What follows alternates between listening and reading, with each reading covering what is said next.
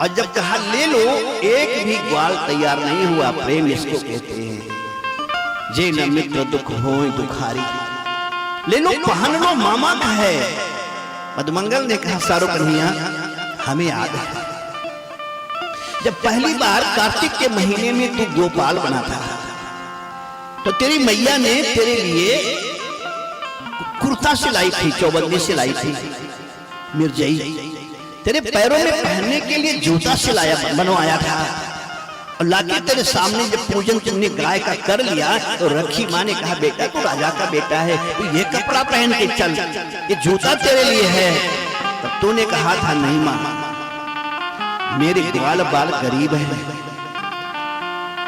गरीब धन के उतने भूखे नहीं होते जितने भाव के भूखे होते हैं। प्यार दे दो, पुचकार दो, सहला दो, भैया तू तो मेरा बेटा जैसा है तो जी जान से काम करेगा।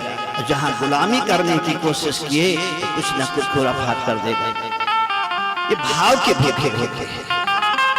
मधुमंगल ने कहा सारो कन्हैया कपड़ा रखा रह गया तूने नहीं पहना, जूता रखा रह गया तूने नहीं पहना। तूने कहा मेरे ग्वाल बाल गरीब हैं और जब तक इनको न पहना दूं तब तक मैं सिला हुआ वस्त्र नहीं पहनूंगा। इसीलिए चार चीजों का परित्याग मेरे प्रभु ने किया है। जब तक गोकुल वृंदावन में रहे तब तक सिला हुआ कोई वस्त्र नहीं पहना, केवल वही काली कमलिया कंधे पे रख करके चलते थे। दूसरा कभी पैरों में जूता नहीं पहना, तीसरा कभी अपना बाल नहीं बनवाया, वही बाल वैसे के वैसे, और चौथा कभी हाथ में डंडा नहीं उठाया, सोटा नहीं लिया, डंडी नहीं लिया। जहां पर काम चलता था न तीरों को कमानों से विजय नटवर की होती थी, वहां मुरली की तानों से, केवल मुरली बस, कुछ भी नहीं। तो मधुमंगल ने कहा सारो हम गरीब को देख करके तूने कपड़ा नहीं पहना, जूता नहीं पहना, और हम इतने स्वार्थी हो जाएं कि आज कपड़ा मिल जाए तो हम उसको पहन लेंगे। ना लाला ना, हम तो तब पहनेंगे जब तू अपने हाथ से प्रसादी समझ करके दे दे तो हम पहन लेंगे। भगवान मुस्कुराए, सारी गट्ठर को खुलवाया, एक एक कपड़ा सबको देते चले गए, देते चले गए। सब लोगों ने लिया, पहना। लेकिन एक बात बताओ, 30 साल के व्यक्ति का कुर्ता अगर 10 साल के बच्चे को पहना तो कैसा लगेगा? अब अहीर के छोरे तो छोरे, ठाकुर ने दिया तो दिया, बहनों सब लोगों ने पहन लिया। लेकिन हाथ से भी 1-1.5 मीटर आगे वो बाही लटक रही है, कुर्ता गांठ के नीचे कौन कहे पैर टका रहा है, मैक्सी जैसे कोई पहना। बच्चों ने कहा कन्हैया के यहाँ के सारो कपड़ा तो मिल गए हो लेकिन साइज के ना लाए। भगवान ने कहा साइज की भी व्यवस्था हो जाएगा, घबरा। सबको लेकर के बगल गए कबीले में, वहां सब दर्जियों का ही दुकान था। दर्जियों से कहे मामा जी हम मामा के यहाँ जा रहे हैं, कपड़ा गड़बड़ है, ठीक कर सकते हो? तो जब सिलना होता था तो देर लगता। एक होशियार दर्जी था, कहा हाँ बेटा 2 मिनट में होगा, तो चिंता मत कर। 8-10 बच्चों को बुला लिया कैंची लेकर, और जो नीचे लटका हुआ था वो गांठ साइज से पूरा काट दिया आगे पीछे, तो साइज तो मिल गया। और जो ढीला था उसके लिए जो नीचे कटा हुआ कपड़ा था उसको जोड़ करके पेटी बना दिया। अब पेटी जब बना दिया तो वो भी कस गया। हाथ जो लंबा था बाही उसको भी काट करके छोटा कर दिया। लोगों ने कहा हाँ मिल गया, कपड़ा तो मिल गया, लेकिन अभी ठीक से सजे ना आए। भगवान ने कहा वो भी सजा रहे हैं, चलो। और आगे गए, सीधा माली मिला। मालियों से कहा भैया हम मामा के यहाँ जा रहे हैं, अपन को माला पहनाओगे? सब लोगों ने पहना दिया। मधुमंगल ने कहा सारो सब तो ठीक है, लेकिन सनातनी का माथा अगर सुना है तो मजा न आवे। हम तो ब्रजवासी हैं, आंखों में काजल, माथे पे चंदन, यही तो निशानी है ब्रजवासियों की। भगवान ने कहा घबराओ नहीं, व्यवस्था उसकी भी होगी धीरे धीरे। इसी समय उधर से कुब्जा सोने के कटोरे में चंदन घिसकर कंस के पास लेकर के जा रहा था। और जैसे उसको जाते हुए देखा, ऐसे भगवान ने धीरे से कहा, सुंदरी, सुंदरी को सुंदर कहो तो बुरा नहीं लगेगा। 70 साल की कोई स्त्री हो और उसको कहो गजगामिनी, चंद्रमुखी, सुंदरी, अच्छा लगेगा? वो इतना मारे कि दिमाग खराब हो गया। लेकिन भगवान ने जैसे कहा, सुंदरी खड़ी हो गई, क्योंकि जीवन में अब तक किसी ने उसका सम्मान किसी ने नहीं किया, और आज पहली बार कोई उसे सुंदरी कह रहा है इतने मीठे स्वर में। तो धीरे से झुकी है, क्योंकि कुबड़ बड़ा है, कुब्जा है, धीरे से सर को उठाया। तो जब सर को उठाया, ठाकुर को देखा तो ये भी 3 जगह से टेढ़े। जब बंसी बजाते हैं तो 3 जगह से टेढ़े हो जाते हैं। 3 जगह से टेढ़ी हो और 3 जगह से टेढ़े ये खड़े हैं। दूसरा कोई होता तो कहता नकल कर रहा है, चिढ़ा रहा है। लोगों ने कहा कि ये टेढ़े क्यों हुए? कहा इसलिए कि जोड़ी बननी है। अगर दूल्हा दुल्हन एक जैसे हो तो दिक्कत नहीं होती है। लेकिन लिखा कि रानी मिले त्रिवक्रा, 3 जगह से टेढ़े। राजा मिलो त्रिभंग, हल्दी लगी न फिटकिरी, चढ़ गयो चोखो रंग। जैसे सुंदरी कहे का तुम बरोरू तदु धनुले पनम, हे बरोरू, हे चंद्रमुखी, तुम कौन हो? कहां जा रही हो? तो जब इतना सुनी कि छल नहीं है, प्यार है, मधुरता है, तो धीरे से वो कहा कि दासस में हम, जो मैं दासी हूँ, दासस में हम सुंदर कंस सम्मता, हम कंस की दासी। और ये चंदन का काम मेरा है, मैं रोज उसके माथे पे लगाती हूँ। भगवान ने कहा एक काम कर, अभी तक लगाई कंस के, लेकिन आज मेरे माथे पे लगा दे। वो लगी सोचने में फिर बना लूंगा, लेकिन लाला कहता है तो लगा दूं। जब ठाकुर के माथे पे चंदन लगाने लगी तो ग्वाल बालों ने कहा थोड़ा कम कम लगाइयो, हम सब पड़े हैं, सबको लगाना पड़े। वो मुस्कुराई, कहा घबराओ नहीं, बहुत है, सबको हो जाएगा। सबके माथे पे चंदन लगा दिया। टुकल टुकल खड़ी होकर के भगवान को देख रही है। भगवान ने कहा इधर है, बुलाया और बुला करके धीरे से उसके दोनों पैर के अंगूठे पे अपना दोनों पैर का अंगूठा रख दिया। ओके, तू आंखें बंद कर ले। कुब्जा ने आंखें बंद करी, ये 2 उंगली धीरे से लगाया कुड्डी पर और हल्का सा इशारा कर दिया। ये जो गांठें बधी थी, कड़कड़ा करके सारी हड्डियां फूटी। जो 3.5 फुट की लग रही थी वो 7 फुट की हो गई। और इतनी सुंदर, इतनी सुंदर, इतनी सुंदर कि दुनिया में ऐसी सुंदरता कहीं तो दिखाई ना पड़े। भगवान ने कहा मैंने तुझे सुंदरी कहा था, तूने चंदन लगाया, मैंने तुझे सुंदरी बना दिया। जा। कुब्जा ने कहा एक काम करो, या तो मैं जैसे थी वैसे कर दो, और अगर नहीं कर सकते हो तो मुझे अपनी चरणों में जगह दे दो। जब तक मैं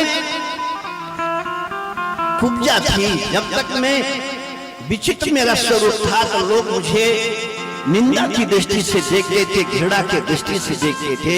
लेकिन आज जब मैं सुंदर हो गई हूँ तो दुनिया के लिए ये सुंदरता नहीं है, ये सुंदरता तो सुंदर करने वाले परमात्मा के लिए है। अगर आप मुझे स्वीकार करो तो ठीक है, नहीं तो मैं जैसे थे वैसे कर दो। भगवान ने कहा समय लगेगा।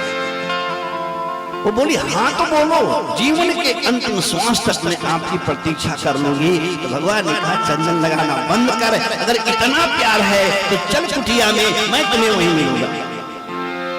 ठाकुर को दिल में बिठा के कुब्जा चली गई अपने कुटिया में, और इधर ठाकुर जी सबको लेकर के मथुरा नगरी में प्रवेश किया। मथुरा नगरी में जब पहुंचे तो लगी खिड़की खोल की स्त्रियां देखने, सुंदर हैं ही इतनी मेरे प्रभु, सब देख रही हैं। जो व्यापारी वर्ग हैं थोड़ा होशियार ज्यादा होते हैं। हमारे यहाँ कहावत है कि डाल डाल मोती फरे, हीरा मोती, डाल डाल मोती फरे तबो न बढ़िया खेती करे। क्यों? आप हीरा मोती पैदा कर लोगे, जाओगे कहां लेकर? आओगे तो दुकान पर, तो इधर तुमसे भी कुछ कम देकर के लेंगे और जो खरीदने आएगा उससे भी ले लेंगे, तो डबल फायदा तो हमारा ही होना है। इसीलिए धर्मशास्त्र कहता है व्यापारे बसते लक्ष्मी। लक्ष्मी अगर हमेशा निवास करती है तो व्यापार में करती है। हमेशा तो 4000 जेब में पड़ा ही रहता है। तो व्यापारियों ने सोचा कि ये तो निश्चित है कि कंस मारा जाएगा और ये राजा बनेगा, और हम लोग अगर इसका सम्मान नहीं किए तो कहीं ऐसा ना हो जीएसटी बढ़ा दे, कर लगा दे, ये करो वो करो। चुनाव के समय में आप यहाँ देखो जितनी पार्टियां आती हैं सबसे हर बंदा वही बोलता है, बिल्कुल भगवान जाने कितना सपा वाले आए, अरे बाबू साहब काहे परेशान हो, और आपको छोड़ के हम लोग कहाँ जा सकते हैं, वो भी खुश। भाजपा वाले आए, अरे कहा हम लोग धर्म से थोड़ी हट जाएंगे, आप निश्चिंत रहिए। आप वाले आए, आप सबका बाप, आप निश्चिंत रहो, हम आप किसको देगा कोई अंत तक नहीं जानता। इसीलिए व्यापारियों ने कहा कि भाई आया है तो इसका सम्मान कर लो। तो सोने के थाल में लौंग इलायची पान लेकर के गए और कहा प्रभु आप मेरे इस सेवा सत्कार को स्वीकार करो। एक एक इलायची ठाकुर ने लिया और कहा इसके बदले में तुम्हें क्या दे दूं। तो व्यापारियों ने कहा महाराज आपको बहुत काम है, आप यहाँ वहाँ आते जाते ज्यादा हो, इतना कृपा कर दो कि लक्ष्मी माता मेरे घर को छोड़ के कभी न जाए। आपकी मर्जी हो आओ या ना आओ, लेकिन वो लक्ष्मी माता न जाए। भगवान ने कहा अच्छा जाओ, निश्चिंत रहो। क्यों? आप देखे होंगे दीपावली में जब बही खाता बनाते हो तो बही खाता में सबका नाम होता है लेकिन एक नाम नहीं होता। श्री गणेशाय नमः, सिद्धि बुद्धि, ये गणेश का परिवार है। गणेश की दो पत्नियां, एक का नाम सिद्धि एक का नाम बुद्धि। सिद्धि के बेटे का नाम है शुभ और बुद्धि के बेटे का नाम है लाभ। तो आप यही लिखोगे श्री गणेशाय नमः, क्योंकि उल्टी खोपड़ी की महात्मा है। जब शंकर जी को नहीं छोड़ा शिव पुराण में आपने सुनना, त्रिपुरासुर को जब मारना हुआ तो 2 मिनट के अंदर ही तीनों को मारना है। और गणेश जी बैठे हैं, शिव आओ देखे न ताओ कहीं अभी गिरा देता हूँ। धनुष उठाए मारा खींच करके, बस गणेश जी धीरे से मुंडी ऐसे कर देते, जैसे मुंडी ऐसे किए जाना था बाण यहाँ तिरछा हो। 2 बाण मारा, दोनों फेर, दोनों में मुंडी गणेश जी ऐसे कर देते थे। माँ समझ गई बदमाशी इसकी, बस पट से उठ करके लड्डू उठाया। गणेश बेटा हाँ माँ ये ले लड्डू खा। और जब लड्डू खाने लगे तो कहा देख लड्डू खा ले, और तेरे पिताजी त्रिपुरासुर को मार नहीं पा रहे हैं, तो थोड़ा सा देख क्या बात है। तो मुस्कुराए कहे मार लेंगे। लड्डू खा करके देखे, इस बार निशाना लगा और त्रिपुरासुर का वध हो गया। तो गणेश जी किसी को नहीं, तो इसीलिए बही खाता में सबसे ऊपर श्री गणेशाय नमः, सिद्धि बुद्धि शुभ लाभ और लक्ष्मी माता सदा सहाय। हम नारायण किसके घर जाए? किसी के पत्नी को अपने घर में ज्यादा देर तक रोक लो, रुकेगी क्या? उसको माँ बना लो, कुछ भी कहो, बेटी हो बहन हो माँ हो, घर छोड़ के ना जाओ। लेकिन जब पति की याद आएगी तो दुनिया छोड़ देगी, भाग के पति के पास जाएगी। इसलिए लक्ष्मी को हमेशा घर में बिठाना है तो लड्डू गोपाल को भी बिठा लेना, नारायण को भी बिठा लेना। और बिना नारायण के लक्ष्मी को बिठाओगे तो छोड़ के भाग जाएगा। चले गए यज्ञशाला में, हजारों ग्वालवाल हैं, परिक्रमा करने लगे। ये जो धनुष यज्ञ है शत्रुहंता धनुष यज्ञ 5 दिन का था। नियम यह है 3 दिन के अंदर अगर कोई घटना न घटी तो यजमान को कोई मार नहीं सकता, और अगर 3 दिन के अंदर कोई घटना घट गई तो यजमान को कोई बचा नहीं सकता। रखवाली में तो हजारों खड़े हैं, परिंदा पर नहीं मार सकता, लेकिन छोटे छोटे बच्चे ये लगे परिक्रमा करने। कौन रोके परिक्रमा ना करो, यज्ञ हो रहा है। जो आचार्य है किनारे बैठा था, भगवान गए धीरे से हाथ जोड़े, कहा गुरुजी प्रणाम। वो देखा इतना सुंदर प्यारा बच्चा है, संस्कारवान है, प्रणाम करता है। गुरुजी अंदर आ जाऊं? इससे क्या खतरा है? इतना नन्हा बच्चा है, इतना बड़ा ये धनुष है, क्या करेगा? तो जैसे अंदर आई देखा, थोड़ा हाथ जोड़े, कहा गुरुजी ये धनुष बड़ा प्यारा है, मैं बस छू के देखी पूजा कर लूं। क्योंकि गुरु को नहीं मालूम था कि ये देखने में ऐसा है। धीरे से गए, जहां धनुष है हाथ जोड़ के प्रणाम किया। भगवान शंकर से कहा, भोलेनाथ क्या विचार है? भोलेनाथ ने कहा, मैं छोड़ के जा रहा हूं, तेरी मर्जी हो सो का। धनुष से तेज खत्म, शिव लेके गायब, और एक झटके में प्रभु ने धनुष को पकड़ा, बिजली चमकी, सब आंख मलने लगे, और उसी समय में विशाल स्वरूप बढ़ा के दाहिना हाथ बढ़ाया और पकड़ के दूसरे कोण को ऐसा दबाया, धड़ाम, धनुष टूटा। लोगों ने कहा धनुष टूट गया, अब तो गड़बड़ हुआ, ये हुआ वो हुआ। इतने बच्चे घूम रहे हैं, कौन किसको पूछने वाला? धनुष का 2 टुकड़ा एक कंधे पर रखे, दाऊ भैया को दिया। आगे दरवाजे पे गए, वहां बलया पीड़ जो 1000 हाथियों का बल है, उसको शराब पिलाया महावत ने। भगवान ने कहा कि ये मामा के यहाँ जा रहा हूं, थोड़ा सा तू पीछे हट। तो कहा, नंद के छोरे अगर दम है तो तू पास से गुजर के दिखा। भगवान और आगे बढ़े, दौड़ा हाथी पूरे सूंड में लपेटा, लपेट के पटक दिया जमीन पर। वो चाहता है कि हम पैर रखें, लेकिन पीछे दाऊ भैया दौड़ करके पकड़ के पूंछ खींची, क्योंकि दाऊ ऐसे नहीं है। हे आख्यासते रामिति बलाधिक्यात् बलम विदुः, बल की अधिकता होगी इसलिए इसका नाम बलराम रख रहा। पकड़ के पूंछ खींचे, और हाथी चाहता है कि दबा दो। मेरे प्रभु ने ऐश्वर्य का परिचय दिया, धीरे धीरे शरीर को फुलाया और अपने हाथों से दोनों दांतों को पकड़ा। अब पकड़ के लेटे लेटे पूरे हाथी को उठा करके उस पार फेंक दिए, और जब हाथी को उठा के उस पार फेंके तो हाथी के साथ साथ बलराम भैया भी उस पार चले गए, पूंछ पकड़े हुए थे। अरे सारो कन्हैया मार डालो। कहा, भाई लाला, अरे कहा कि हम पीछे, का वहां क्या कर रहे हो? हाथी को मारा है, दोनों दांत लेकर के चले। कंस का वह मल्ल युद्ध का अखाड़ा सजा है, 24 सीढ़ी के ऊपर कंस जाकर के बैठा है सिंहासन पर। जैसे पहुंचे तो चाणू ने कहा कि सुन, मेरे राजा को मल्ल युद्ध बहुत पसंद है, और एक एक गेम हो जाए। भगवान ने कहा, भैया मल्ल युद्ध है, कुश्ती बराबर की होती है। तुम इतने बड़े हो, पहलवान हो, हम अभी 11 साल के, 12 साल, हम कैसे तुमसे लड़ेंगे? तो पकड़ के हाथ खींचा, कहे, क्यों रे नंद के छोरे, छठी के दिन पूतना को मारा तब तू छोटा नहीं था।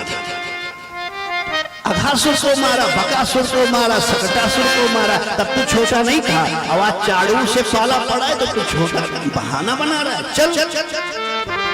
दाऊ ने कहा, भगवान ने कहा कि सारो तुझे यशोदा मैया के दूध की शौक, कूद जा, जो होएगा हम देखेंगे। इधर दाऊ भैया कूदे, उधर ठाकुर कूदे। चाणूर से ठाकुर जी लगे और मुष्टिक से बलराम भैया। हुआ युद्ध प्रारंभ है। जब ठाकुर नीचे गिरे, ऊपर चाणूर, तो सारे देवता ऊपर देख रहे हैं, महाराज कृपा करो, जल्दी करो। और जब कहीं चाणूर नीचे गिरे तो एक भी देवता दिखाई नहीं पड़ते थे। क्यों? कहीं कुछ गड़बड़ हो जाए तो ये ऊपर आकर के कहेंगे, क्यों बेटा तमाशा देख रहे थे, मदद नहीं कर पा रहे। इशारा किया है, एक थप्पड़ ऐसा मारा कि चाणूर की मुंडी टूटी, मरा। और मुष्टिक को एक मुक्का दाऊ ने मारा, वो हमारा कंस सोच ही नहीं पाया।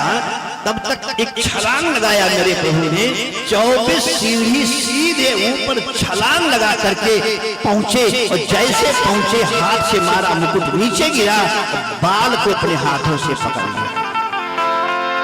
हजारों की पब्लिक देख रही है, ये वही राजा है कि जो पवन भी जिसके ताकत को देखकर डरते थे, आज नन्हा ये बच्चा बाल को पकड़ा भरी सभा में। बाल को पकड़ के खींचा तो कंस ने कहा, छोड़ दे बाल, तुझे पकड़ना है तो सब पकड़ ले, हाथ पकड़ ले, लेकिन ये कंधा छोड़ दे। भगवान ने कहा, क्यों, बुरा लग रहा है? कंस ने कहा, बहुत बुरा लग रहा है, भरी सभा में तूने मेरे बाल को पकड़ा है, बहुत बुरा लग रहा है। ऐसा कहे, हाँ, कि मैं जानबूझ करके बाल को पकड़ा। क्यों? कहा, जब मेरी माँ दुल्हन बन करके ससुराल जा रही थी और तू भेजने जा रहा था, बेटी जब दुल्हन पहली बार बनती है तो साक्षात भगवती का रूप होती है, लक्ष्मी का स्वरूप होती है। तुमने मेरे माँ के चूड़े को पकड़ करके रथ से नीचे पटका था, तभी मैंने सोच लिया था कि तेरे बाल को पकड़ के हमें भी पटकना ही है। कंस ने कहा आज छोड़ दे, बाद में देख लूंगा। ठाकुर जी ने कहा बाद में देखने का मौका मैं देता ही नहीं। कल किसने देखा, एक बार मुझे तो तू देख ले। और जब देखा है काल के रूप में, विक्षिप्त हुआ, घबराया, और ठाकुर तुरंत पकड़ के जूड़े को 26-24 सीढ़ी ऊपर से रहने वाले सीढ़ी कूद गए। और जैसे कूदे तो नीचे पड़ते पड़ते कंस मर गया। हल्ला हुआ, कंस मर गया, कंस मर गया। कंस की 2 पत्नियां हैं, एक का नाम हस्ती, एक का नाम प्राप्ति। ये जरासंध की दोनों बेटियां हैं। जब पता लगा पति मारा, उधर से दौड़ी रोते हुए। भगवान ने कहा मामियां भी आ रही हैं। अब उल्टा सीधा मामी बोले तो भी नहीं ठीक है। तो कंस के सिरहाने माथ पे हाथ रख करके ठाकुर जी बैठ गए और लगे रोने। अरे मेरे मामा जी, मैं तो मेला देखने आया था। मामा जी तुम्हें क्या होएगा? जब रोने लगे, क्योंकि नटवर नागर नंदा भजोरे मन गोविंदा, नटवर है। जब रोने लगे तो अस्थि प्राप्ति दोनों आई, सिर पर हाथ फेरा, कहा बेटा तुझे रोने का काम नहीं, तेरा मामा पापी था इसीलिए मर गया। सबसे पहले मामियों को मुट्ठी में किया। इसके बाद फिर चले। संत तो यहां तक कहते हैं कि भगवान कौड़े हैं और कारागार में प्रवेश किया। आंख बंद किए, देवकी बैठी हैं, वसुदेव बैठे हैं। देवकी के हाथ के हथकड़ी को अपने दांतों से काटा है, तोड़ा है। बिल्कुल लगता था कि होश में नहीं है। पैर के, कमर के, हाथ के हथकड़ी को, बेड़ी को दांतों से काटा है। और चिल्ला करके देवकी दौड़कर अपने बेटे को जब सीने से लगा ली, तो संत कहते हैं इन 11 वर्षों के बाद आज पहली बार फिर देवकी के सीने में दूध उतर आया, चूने लगा। और ठाकुर जी को गोदी में बिठाकर इतने वर्षों के बाद पहली बार देवकी ने बच्चे को दूध पिलाया। वो सबसे बड़ा अभागा बेटा है जो अपनी माँ का दूध न पाया है। आपने महाभारत की कथा सुनी होगी, जब कर्ण ने कहा कि दोनों में से एक रहेंगे, या मैं मरूंगा या अर्जुन। तो कुंती शाम को गई गंगा के किनारे जहां कर्ण पूजा करता था। और कुंती ने कहा बेटा तू मेरा बड़ा बेटा है, तू युधिष्ठिर से श्रेष्ठ है, तू राधा का बेटा नहीं है। तो एक उत्तर कहा कर्ण दे दे, लेके गोदी में मैया मुझे दूध अपना पिलाना सकी। लेके गोदी में मैया मुझे दूध अपना पिलाना सकी। वहाँ के झूले रख मुझे प्यार से तू झूला ना सकी। वहाँ के झूले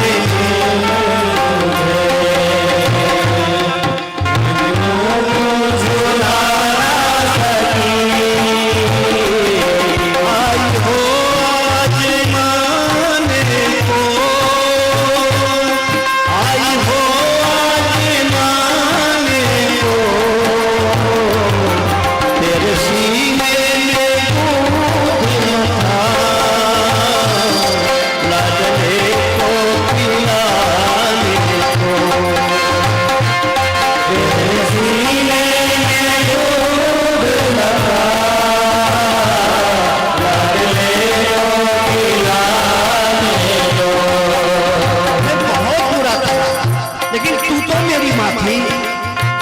तू एक बार गोदी में ले करके दूध पिला दिया होता तूने तो मुझे गंगा में डाल दिया, और आज जब प्राण संकट पे है तो तू बेटा बनाने के लिए आई हो आज माने को, आज अपना बनाने को। ये कर्ण बदलने वाला नहीं है। हाँ ये कहता हूं 5 बेटे तेरे रहेंगे। कुंती ने कहा अगर अर्जुन मर गया तो कर्ण ने कहा भरी सभा में घोषणा कर दूंगा कि मैं कुंती का बेटा हूं, मैं तेरे पास आ जाऊंगा, फिर तेरे 5 बच्चे हो जाएंगे। तो सबसे भागा बेटा होता है जो अपनी मां का दूध न पाया। 11 वर्षों के बाद आज बेटी ने दूध पिलाया, लेकर के आए हैं, सभा बैठी है। सभा में सब लोगों ने कहा है कि कन्हैया को राजा बनाओ। भगवान ने कहा देख भैया, राजा वो होता है जो धर्म नीति, कूटनीति, सब नीतियों की जानकारी हो, और अपन को 2 काम आता है, या तो बंसी बजाना या गैया चराना या लड़ना लड़ाना, तीसरा नहीं है। तो हम राजा कैसे बनेंगे? लोगों ने कहा बनना तो पड़ेगा। कहा अगर बनाना ही है तो सबसे पहले पढ़ाना जरूरी है। यद्यपि बहुनाधीशी तथा पुत्र पठ व्याक, ज्यादा न से थोड़ा ही सही, लेकिन शिक्षा बहुत जरूरी है। तो लोगों ने कहा हम प्रतीक्षा कर लेंगे। दोनों भाइयों को भेजा गया है उज्जैनी में सांदीपनि ऋषि के आश्रम में पढ़ने के लिए। सांदीपनि ऋषि के आश्रम में प्रभु ने प्रवेश किया है, और वहीं पे सुदामा जी महाराज का वो भी विद्यार्थी मिलन होता है। विद्या पूरी हो गई तो ठाकुर ने गुरुदेव से कहा कि गुरुदेव मेरी शिक्षा पूरी हो गई है, अब हम घर जाएंगे, दक्षिणा में क्या देते? गुरुदेव ने कहा बेटा हम ब्राह्मण हैं, हम तो सर्वे भवन्तु सुखिनः सर्वे सन्तु निरामया की भाषा जानते हैं। तो सुखी रहे, खुश रहे, और मुझे क्या चाहिए? तो भगवान ने कहा जब तक तुम लोगे नहीं तब तक हमारी ये शिक्षा पूरी नहीं होगी, गुरु दक्षिणा तो लेना है। संत ने कहा बेटा देख हमें तो कुछ नहीं चाहिए, हाँ जिस माँ ने तेरे को इतने वर्षों तक रोटी बना के खिलाया है गुरु आश्रम में, गुरु माता तेरी, अगर उसको कुछ चाहिए तो जाकर के उसको दे दे। गुरु माता के पास गए, कहा माँ अब मैं जा रहा हूँ मथुरा, तो गुरु दक्षिणा में तुम्हें क्या दे दे? दोनों आंखों से अविरल आंसू माँ के बहने लगे। बोल मैया रोना नहीं, तो जो बोले मैं देने को तैयार हूँ। तो गोदी में बिठा करके गुरु माता ने कहा बेटा कुछ वर्षों पहले मेरा एक बेटा तेरे ही जैसा सुंदर था, और समंदर में डूब करके मर गया। तब से मैं बावली हो गई, लेकिन जब तू आया तेरे को मैंने देखा तो मुझे लगा कि नहीं मेरा बेटा वापस आ गया है। अब आज तू भी छोड़ कर जाने को कहता है, तो एक काम कर, या तो मेरा बेटा बनकर जीवन भर मेरी गोदी में रह जा। भगवान ने कहा यह कैसे हो सकता है? कि तो दूसरा शर्त यह है कि जो मेरा बेटा डूब गया है उसको जिंदा करके ला करके दे दे। असंभव को संभव करना है, कैसे दे दे?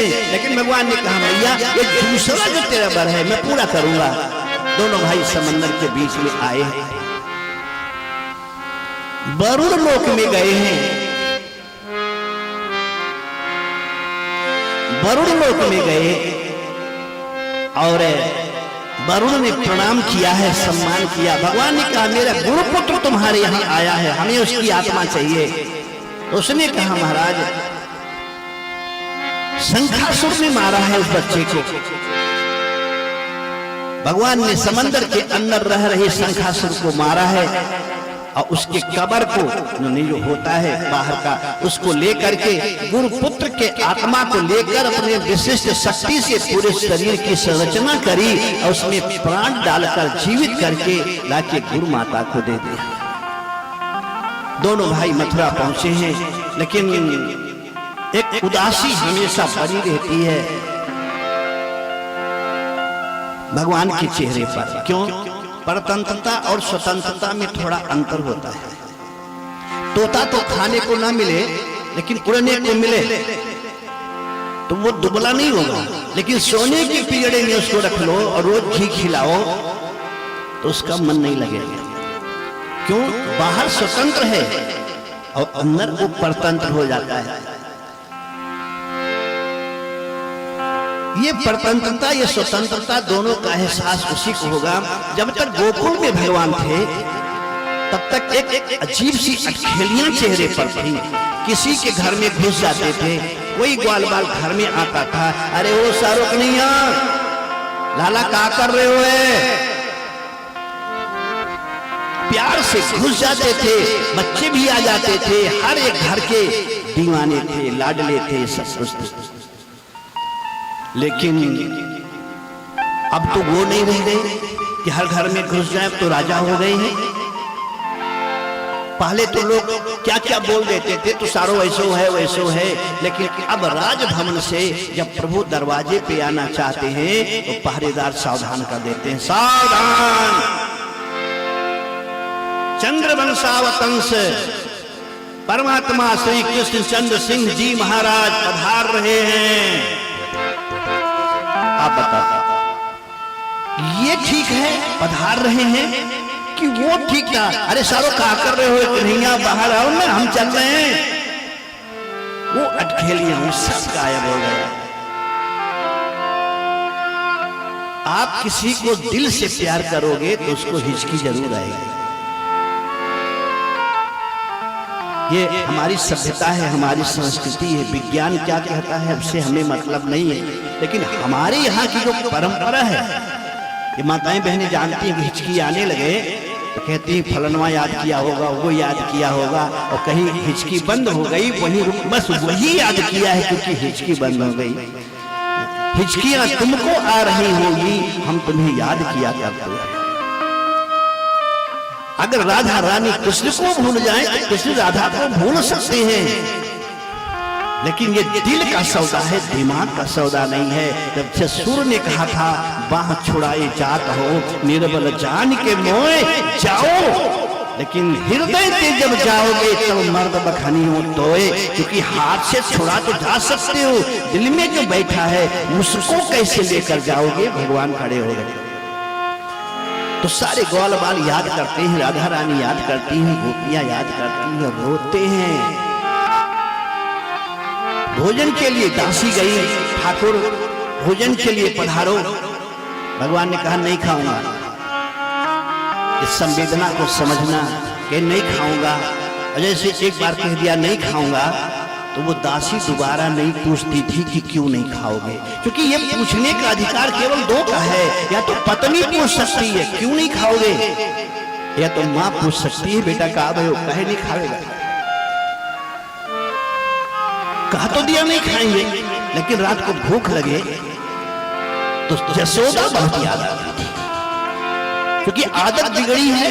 गोकुल में आगे आगे भागते थे, पीछे पीछे माँ कटोरा लेके दौड़ती थी, लाला खा ले लाला खा ले, तो बैठ के खाते थे। आदत तो ना बोलने वाली, और यहाँ भी ना बोल देते थे।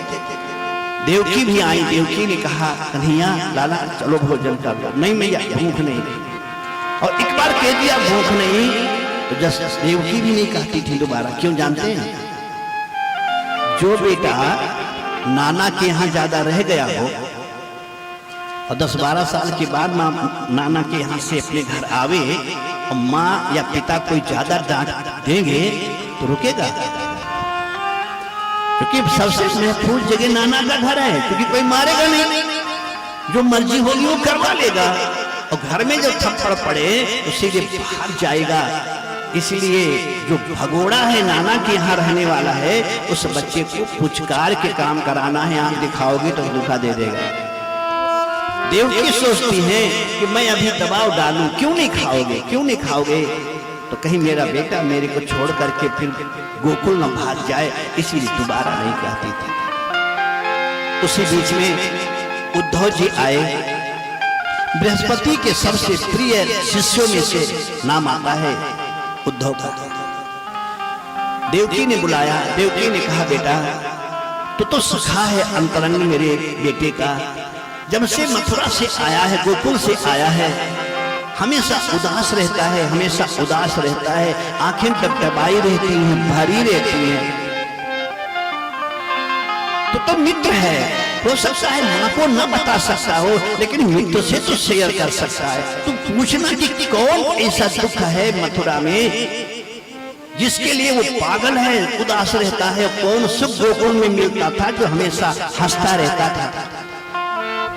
उद्धव गए, शाम को दक्षिण की खिड़की खोलकर खिड़की पे बैठे मेरे प्रभु सुबह सुबह करके रो रहे थे। उद्धव पीछे से हाथ रखे और कहा, वारे कन्हैया, मित्रता कोई करे तो तेरे जैसा करे।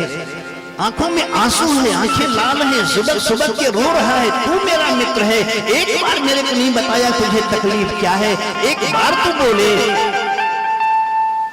तो तेरा ये उद्धव कुर्बान होने को तैयार। बोल दुख क्या है मथुरा में। भगवान रोने लगे, लिपट गए उद्धव से। उद्धव, जसोदा मैया बहुत याद आ रही है,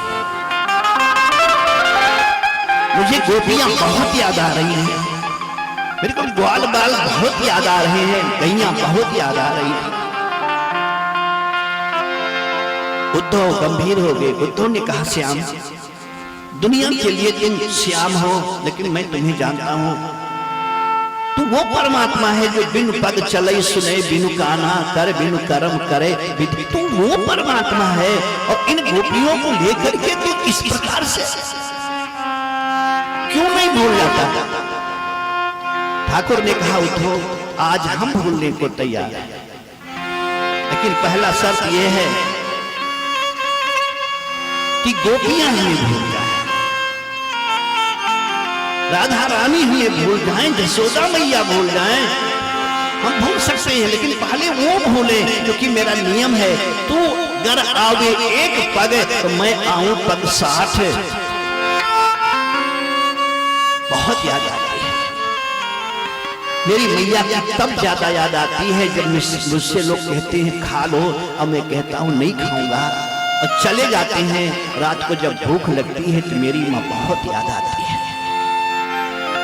उद्धव ने कहा, मुझ पर विश्वास है। भगवान ने कहा तो चिंता नहीं करो, कल जाऊंगा, तो सारे गोपियों को ऐसा ऐसा ज्ञान दूंगा कि सारी गोपियां तुम्हें भूल जाएंगी, और शाम तक आ जाऊंगा।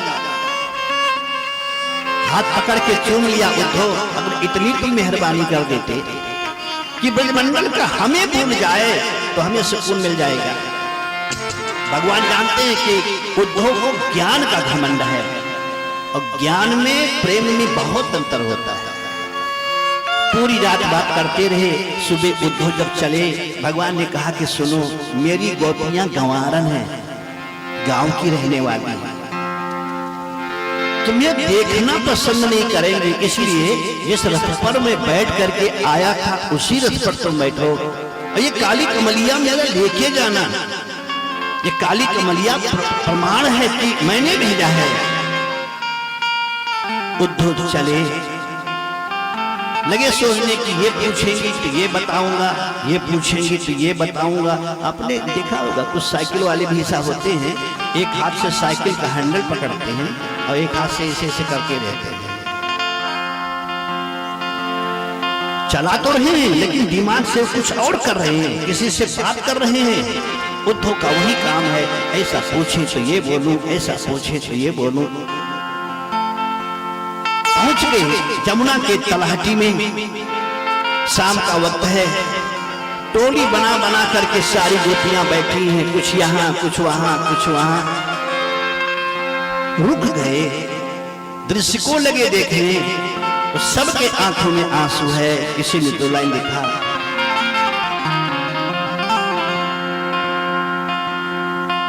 सोनी जमुना सुना मधुबन, सुना गोकुल धाम रे, सुना गोकुल धाम रे।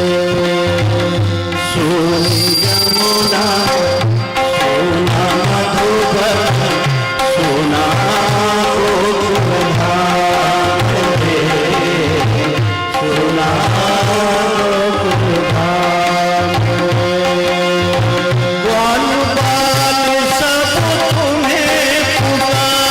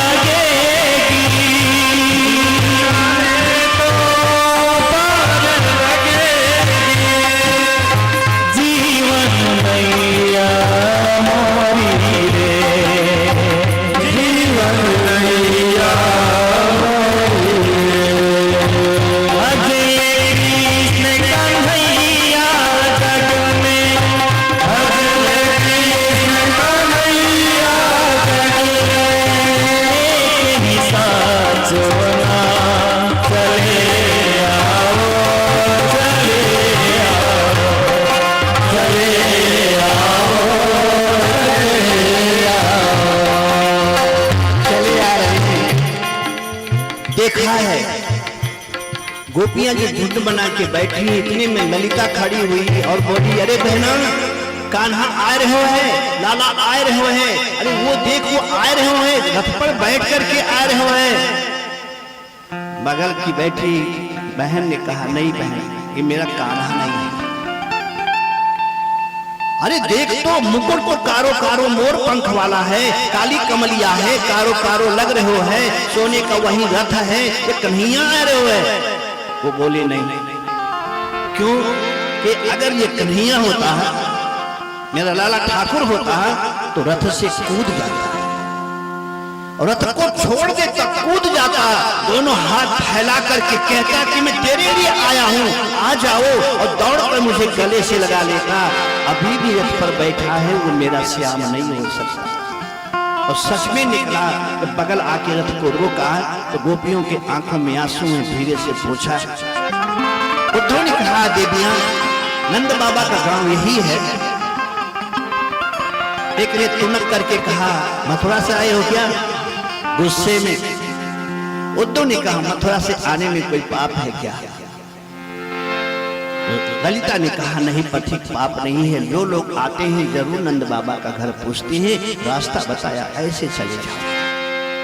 नंद बाबा के दरवाजे पर जब गए, वहां देखा तो सैकड़ों गैयों के आंख में आंसू है, वहां बुढ़िया स्त्रियां सब बैठी हैं, दादियां बैठी, सब रो रही हैं, सबका चेहरा फूला हुआ है, आंखें लाल है। नंद बाबा को जब देखा है तो जाकर के उद्धव ने प्रणाम किया है। नंद बाबा ने बिठाया, जलपान कराया है, और जसोदा रानी आई हैं, जसोदा को देखा है, कहा मैं जसोदा मैया से कुछ समय के लिए बात करना चाहता हूं। पूरी रात जसोदा जी बैठ करके अपने लाला के विषय में बात करती रही। ऐसो करो मेरे साथ, ऐसो करो मेरे साथ। उद्धव, मैं बताऊं कि कन्हैया काहे नहीं आ रहा है? उद्धव ने कहा, क्यों नहीं आ रहे हो? कहा, जब छोटा था ना तो मैंने उसका दोनों हाथ ऊखल में बांध दिया था,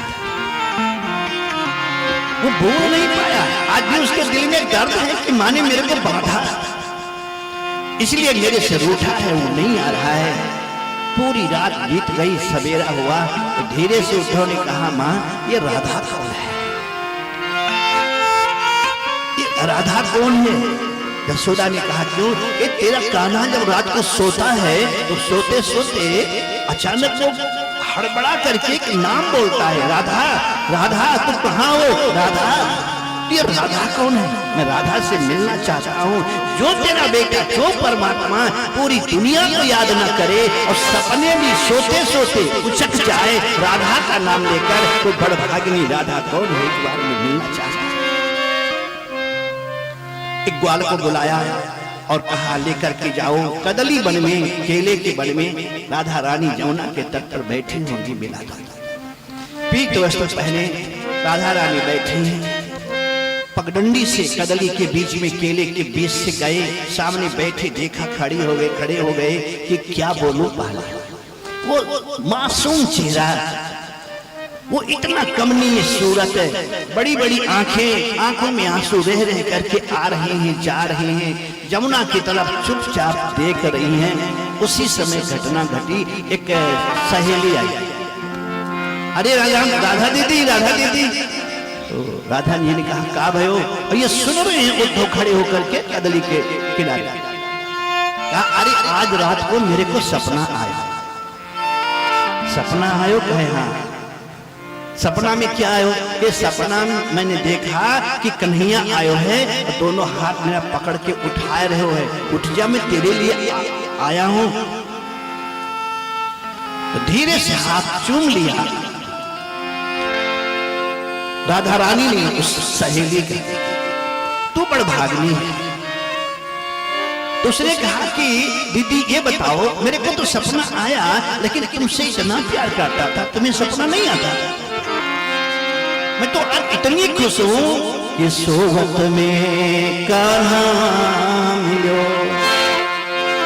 सोवत दिया जगाए, लेकिन आंख न खोलूं डरपति कि मत सपना हो जाए। आंख नहीं खोल रही, तुझे सपना नहीं आया? तो राधा रानी ने जो शब्द कहा सुन करके दासी गंभीर हो गई। स्वप्ने दृष्ट्वा तुया कांतम धन्यास्ता सखियो सीता। बहन, सपने में जो अपने पति को देखती है वो बड़भाग्नी है, धन्यास्ते सखियो सीता। और तुम्हें राधा ने रोते हुए कहा कि अस्माकं तु गते कांते गता निद्रापि बैरी। मैं क्या बोलूं, सपना आवे तो सपने में नींद आवे तो श्याम सपने में आवे, लेकिन मुझे तो नींद ही नहीं आता। क्यों? अस्माकं तु गते कांते गता निद्रापि बैरी। ठाकुर जब जाने लगे यहाँ से तो मेरी नींद भी अपने साथ लेकर के चले गए। अब नींद आवे तब ना हम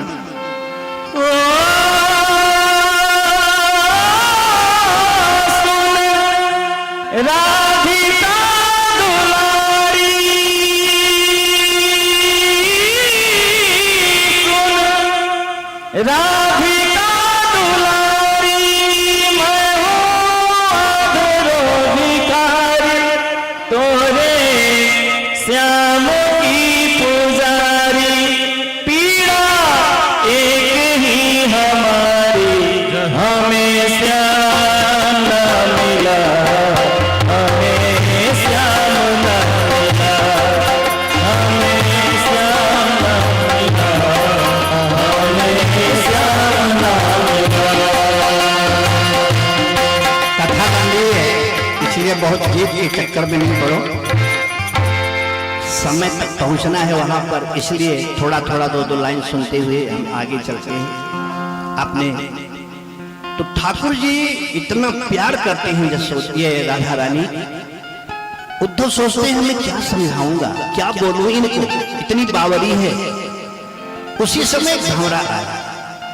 श्रीमद् भागवत में इसको भ्रमर गीत कहते हैं।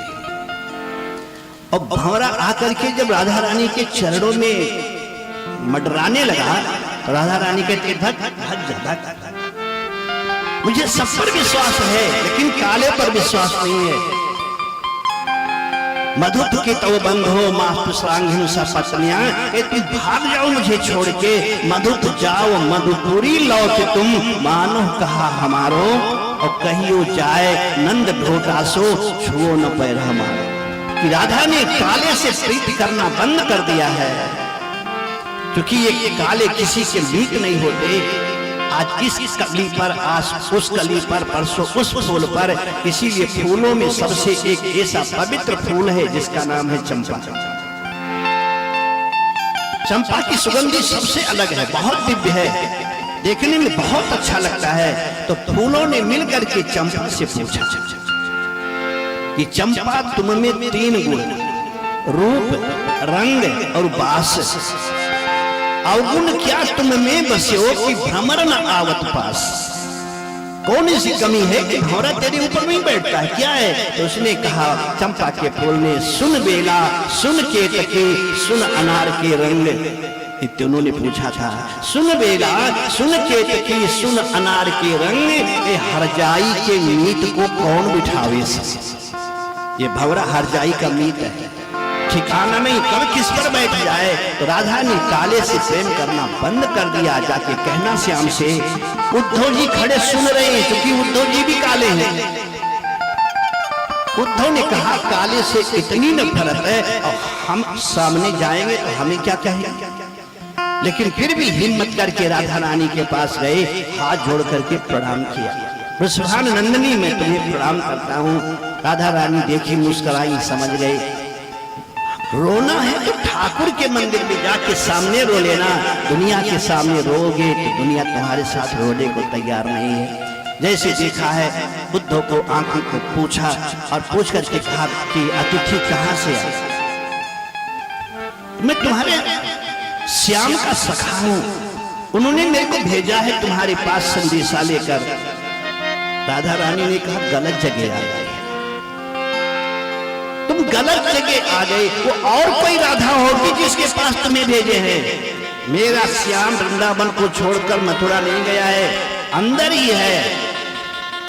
प्रीतम को पतियां लिखूं जो कहीं हो विदेश, लेकिन जब तन में मन में रमे रहे वहां को कौन संदेश। उद्धव का दिमाग डगमगाया, कौन सा ज्ञानी को अब मैं आया हूं तो मेरी बात तो सुन लो। हाँ कहो कि जो तुम्हारा श्याम है वो साधारण नहीं है, वो निरंजन निराकार है, अखिलेश्वर है, परमेश्वर है, निर्गुण है। इसलिए निराकार ब्रह्म का चिंतन करो जो कण कण में है। हम में भी वही है, तुम में भी वही है, पूरे संसार में वही समाया है। उस भाव से उसकी पूजा करो। राधा रानी ने कहा ठीक है, तुम जो कहते हो मानने को तैयार है, लेकिन एक प्रश्न का उत्तर दे दो।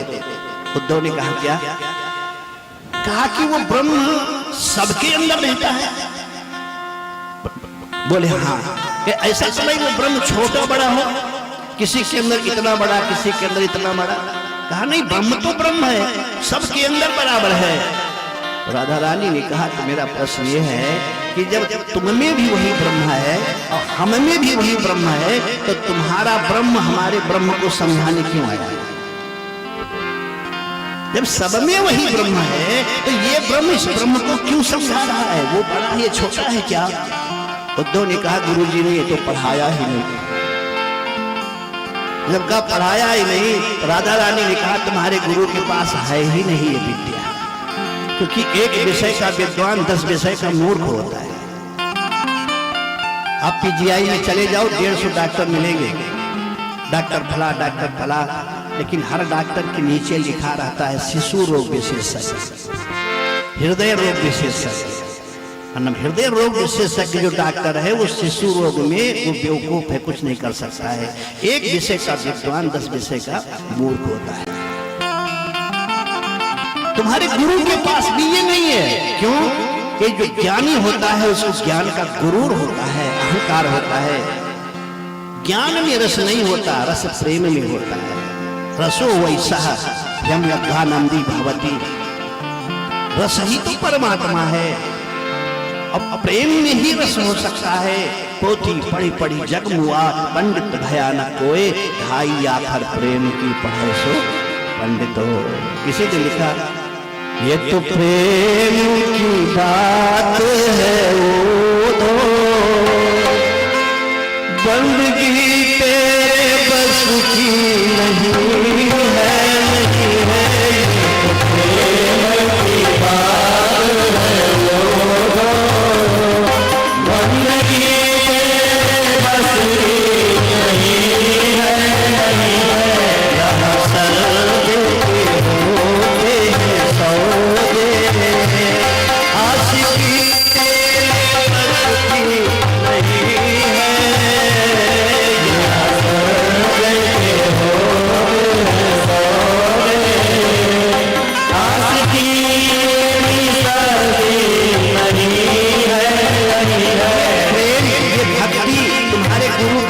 नहीं है तो हाथ जोड़ लिया, कहा तुम में विद्यार्थी बनने को तैयार। प्रेम वालों ने पूछा, उनकी पूजा में सुन लो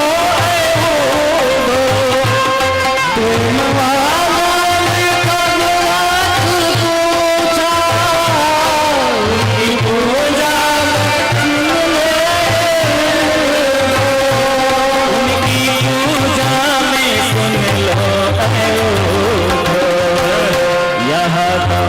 दम पे होती है पूजा, यहाँ दम पे होती है पूजा।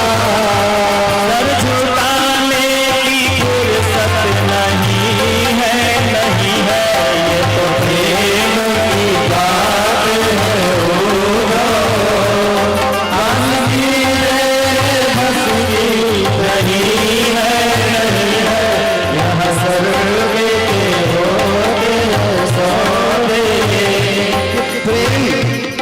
ढाई आखर प्रेम का पढ़े सो पंडित होए। इसीलिए नारद जी ने कहा अनिर्वचनीयम प्रेम स्वरूपम मूका स्वादनवत प्रकाशते क्वापि पात्रे गुण रहितम कामना रहितम प्रतिक्षण वर्धमानम विच्छिन्नम सोषुतरम।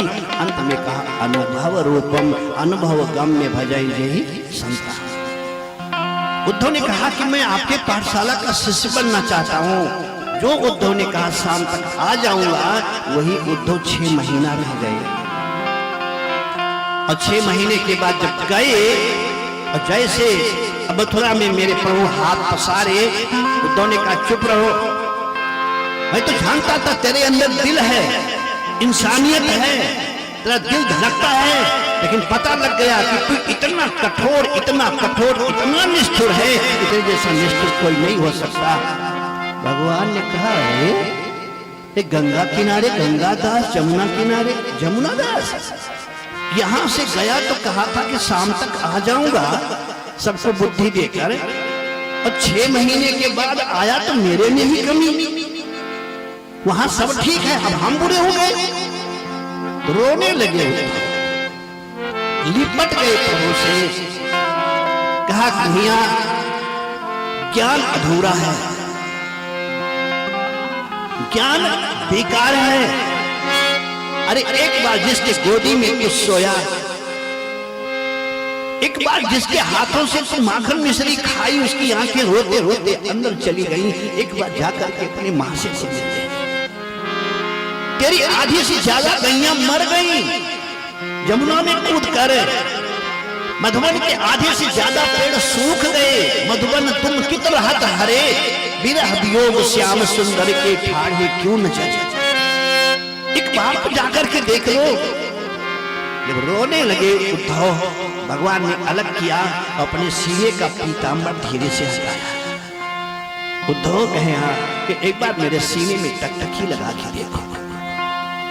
और उद्धव ने जब देखना शुरू किया तो सब दिख गया। जमुना मैया दिख गई, ग्वालपाल दिख गए, गैया दिख गई, नंद बाबा दिखे, यशोदा दिखी, पूरी गोपियां दिखी, राधा रानी, सब कहे सुनो तुमसे आज मैं कहता हूं कि दुनिया के किसी कोने में भी जाऊं, लेकिन बिना वृंदावन वासी के मैं जी नहीं पाऊंगा। ये हमारी है, हम इनके दिल में, ये हमारे दिल में है। 14 वर्ष तक मेरे प्रभु मथुरा में रहे, लेकिन कमाल की बात यह है मथुरा से वृंदावन की दूरी 10-12 किलोमीटर। अगर चाहो तो सुबह जाओ, शाम तक चले आओ।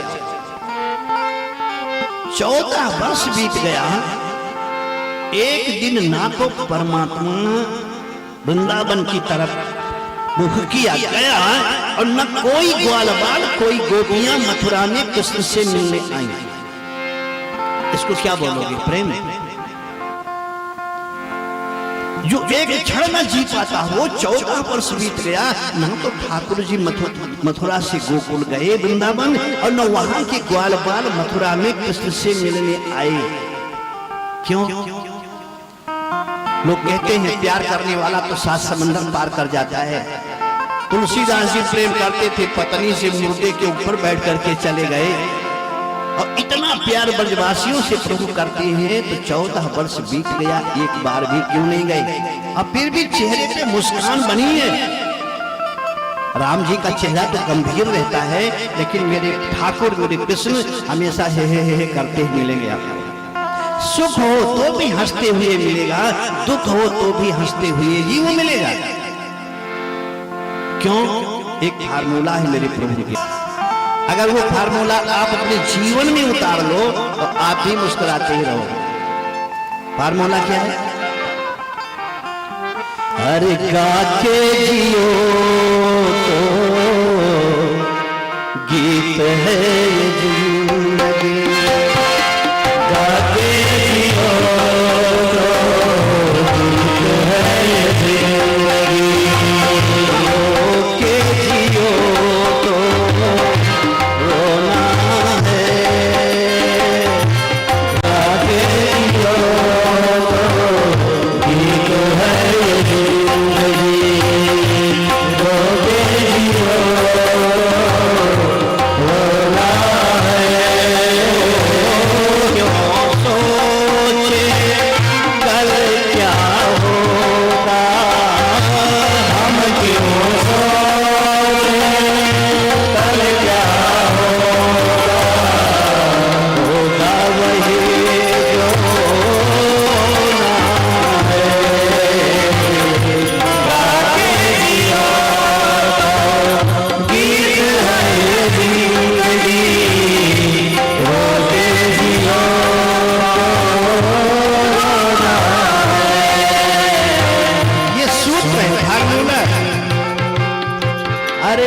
क्यों सोचे कि कल क्या होगा, होगा वही जो होना है, गा के जियो। ठाकुर जी के मुस्कुराहट का राज यही है। रात बीती बात बीती, एक महीने बाद क्या होगा देखा जाएगा, आज तो सुकून से जी लो।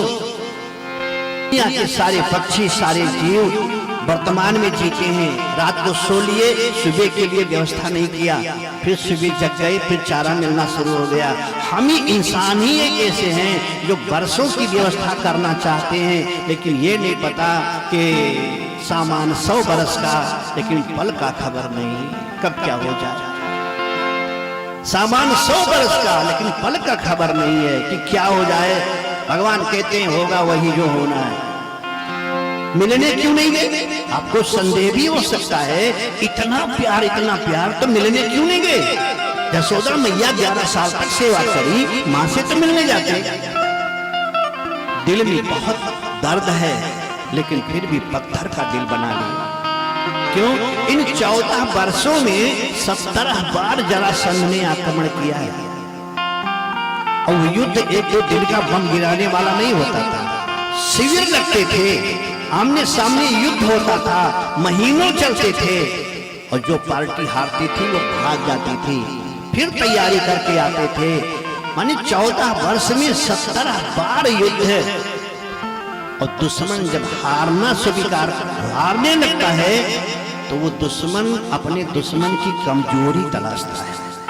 किसकी कमजोर नस कौन सी है कि जिससे बिलबिला उठे। भगवान ने कहा कि अगर मैं वृंदावन जाऊंगा, मैं राधा रानी से मिलूंगा, नंद बाबा यशोदा से मिलूंगा, तो जरासंध समझ जाएगा कि हमारी कमजोर नस वृंदावन है। तो हमारा तो कुछ नहीं कर सकता, लेकिन भोले भाले ग्वाल बालों की जिंदगी बर्बाद कर देगा। इसलिए दिल पे पत्थर रख लिया। 14 वर्ष बीत गए नहीं, लेकिन 18वीं बार जब जरासंध आया तो काल यवन को लेकर आया। ये जरासंध बड़ा प्यारा नाम है। जरा कहते हैं बुढ़ापा को। आपके पास में सारा रिकॉर्ड होगा, जन्म कब हुआ उसका रिकॉर्ड होगा, हाई स्कूल इंटरमीडिएट कब किए उसका रिकॉर्ड होगा, नौकरी कब लगी उसका रिकॉर्ड होगा, रिटायर कब हुए उसका, सबका रिकॉर्ड, शादी किस तारीख को हुई उसका भी, वर्षगांठ कब मनाया जाना उसका भी। लेकिन इतने लोग बैठे हुए, एक चीज बतला दो, क्या इसका रिकॉर्ड आपके पास है कि आपके शरीर में, आपके जवानी में बुढ़ापा कितने बज के कितने मिनट पर प्रवेश किया? आपके जवानी में ये बुढ़ापा कब प्रवेश किया, ये कोई नहीं बता सकता। इसलिए जो 55 का आदमी होता है, तो कहते हैं कि उम्र 55 की और दिल, क्योंकि मनुष्य स्वीकारता ही नहीं है, बुढ़े हो गए। ऐसे में जब जरासंध 18वीं बार आया तो काल यवन को लेकर आया। भगवान समझ गए काल यवन आया है। काल यवन माने काल, ये मथुरा नगरी छोड़नी पड़ेगी। विश्वकर्मा को बुलाया है, रातों रात समंदर के बीच में द्वारका का निर्माण कराया और कह दिया सबको लेकर के पहुंचाओ। सब सो रहे हैं, बिस्तर सहित पहुंच गए द्वारका में। और इधर भगवान ने मुचकुंद के गुफा में काल यवन को ले जाकर के पहुंचा दिया, बुद्धू बनाकर। इसीलिए राम जी का एक नाम नहीं है जो कृष्ण का है, रणछोड़। बोल रणछोड़ जी महाराज की जय। कभी से परंपरा बन गई, कभी मारे मर्द और कभी भागे। मुचकुंद के गुफा में गए, अपना पीतांबर उड़ा दिया, ढक दिया। और इधर काल यवन ने सोचा कि ये बहुरूपिया नौटंकीबाज एक नंबर का है, तो यहाँ भी सोने का नाटक कर रहा है। मुचकुंद ने इंद्र से वरदान मांगा था कि मैं बहुत थक गया हूँ, मुझे ऐसा वरदान दे दो कि मैं जितना सोना हो सोए, खुले आंख तो अपनी मर्जी से, और अगर कोई मेरे को जगाने की कोशिश करे, मेरी आंखें खुले, उसको जैसे पड़े जल करके मर जाए, खाक हो जाए। भगवान ने सोचा ना हल्दी लगे ना फिटकरी से काम हो जाएगा, बस सीधे चद्दर उड़ाया मुचकुंद के ऊपर और कालियन आया, 2-4 लात मारा। यहाँ नाटक कर रहा है, मेरे सामने छिप रहा है। आंखें खुली जैसे जल करके खाक हो गया। मुचकुंद बैठे, जब पीतांबर को देखा, कहा रही है तो पीतांबर देवलोक का है, ये देवलोक का पीतांबर यहाँ कैसे? और जब लगे सोचने तब तक ठाकुर जी प्रकट हो गए, कहे वो मेरा माल है। क्योंकि मुचकुंद से कहे मेरा माल है, मैं कालियन को मार नहीं सकता था, इसलिए तुम्हारे सामने इसको लेकर के आया। मैंने इसके पूर्वजों को आशीर्वाद दिया है कि तुम्हारे वंशज को मैं नहीं मारूंगा। द्वारका में आए, द्वारिकाधीश बन गए। बोल द्वारिकाधीश भगवान की जय। द्वारिकाधीश भगवान बन गए, लेकिन एक चीज की कमी है। अच्छी बात बताओ, घर किसको कहते हैं? घर किसको कहते हैं? आप कहो जिसमें हम रहते हैं वो घर है? नहीं, अगर घर में घरवाली ना हो तो घर नहीं है। गृहिणी गृहम उच्यते, गृह तब कहा जाता है जब गृह के अंदर रहने के लिए कोई गृहिणी हो। आप पहुंचो तो फाटक अंदर से कोई खोले, एक लोटा गिलास पानी लिए खड़ी रहे, तब तो वो घर है, तब तो वो गृहिणी है। नहीं 9 बजे तक दुकान चलाई और आई, ताला खोल करके सो गई, भोजन होटल पे कर लिए, वो धर्मशाला है, वो मकान नहीं हो सकता। गृहिणी गृहम उच्यते, भगवान के यहाँ सब कुछ है, कोई कमी नहीं है, लेकिन एक चीज की कमी है। क्या? अभी कोई घरवाली नहीं है। और सच ये है कि ऐसे को बेटी देगा कौन? इसके 2 अर्थ हैं। बेटी देने के पहले पूछा जाता है गोत्र क्या है, वंश क्या है, कुल क्या है। और भाई साहब के कुल गोत्र में जाओगे तो फंस जाओगे। कोई कहे देव की वसुदेव को सुत मोही, कोई कहे नंद और जसोदा के कुमार हैं। पता नहीं कौन असला है कौन नकली। और दूसरी बात, मेरे परमात्मा की धर्म पत्नी बनने की क्षमता केवल महाशक्ति में है, प्रकृति मूलाधार में है। हजारों उनके लायक नहीं है, केवल एक ही है, वो है जगदम्बा मातेश्वरी भवानी महालक्ष्मी। अभी तक विवाह नहीं हुआ। कौन विवाह? कोई पूछने नहीं आता था शादी करोगे नहीं करोगे, झूठ मूठ भी कोई नहीं पूछा था। लेकिन एक घटना घटी। राजा श्री भीष्म को नाम, विदर्भाधिपति महान। विदर्भ देश का राजा नाम है भीष्म। इसके 5 भाई, माने 5 बेटे और 1 बहन। बहन का नाम है रुक्मिणी, ज्येष्ठ भाई का नाम है रुक्मी, माता का नाम है शुद्धमती और बेटी का नाम है रुक्मिणी। जिसकी मति शुद्ध हो, जिसकी बुद्धि शुद्ध हो, उसी के घर में लक्ष्मी आ सकती है। और जिसके दिमाग में पहले से गोबर भरा है, उसके यहाँ ताड़का पूतना वही पैदा होगी, वहां लक्ष्मी नहीं आएगी। माँ अच्छी है, माँ का संस्कार अच्छा है, तो बेटी पे कुछ ना कुछ पड़ेगा। और अगर माँ का ही संस्कार अच्छा नहीं है तो उस घर में पैदा होने वाली बेटी कितनी अच्छी होगी, कल्पना कर लो। इसीलिए कहता हूँ, जहाँ के शाहजादे ऐसे होंगे, वहां के हरामजादे कैसे होंगे, आप कल्पना कर। रुक्मी पापी है, शिशुपाल से उसकी दोस्ती है, वो चाहता है कि मेरे एक ही बहन है, इसका विवाह अगर शिशुपाल से कर देंगे तो हमारा रिश्ता और मजबूत हो जाएगा, प्रेम मजबूत हो जाएगा। लेकिन कुछ भी हो, सुगंधी कहीं भी हलती है, रुकती नहीं है। द्वारिका में मेरे प्रभु हैं, लेकिन इनके कीर्ति की सुगंधी विदर्भ देश में भीष्म के घर के अंदर भी प्रवेश कर गया है। रुक्मिणी ने सुना है भगवान कृष्ण के स्वरूप के को, सौंदर्य को, स्वभाव को, प्रभाव को, विचार सब सुना है। उन्होंने सोचा कि विवाह ही करना है तो ऐसे से करो जिससे जीवन सफल हो जाए, और ऐसे पापी से विवाह करने का क्या मतलब है। सुदेव नाम के ब्राह्मण को बुलाया है, उसको एक चिट्ठी लिखी है, 7 श्लोक में चिट्ठी लिखी है। इशारा यह है कि 7 श्लोक में भेज रही हूं, ये सप्तपदी है, मैंने आपके साथ विवाह कर लिया दिल से। सुदेव गया है, पहुंचा है, चिट्ठी दी है, भगवान पढ़े हैं कि पहली बार किसी ने आई लव यू बोला है, पहली बार किसी ने मेरे को पसंद किया है और विषम परिस्थिति में तो चलूंगा। रात के प्रथम प्रहर में 12 बजे के बीच में ही रथ पर बैठे चल दिए और दाऊ भैया को नहीं बताया।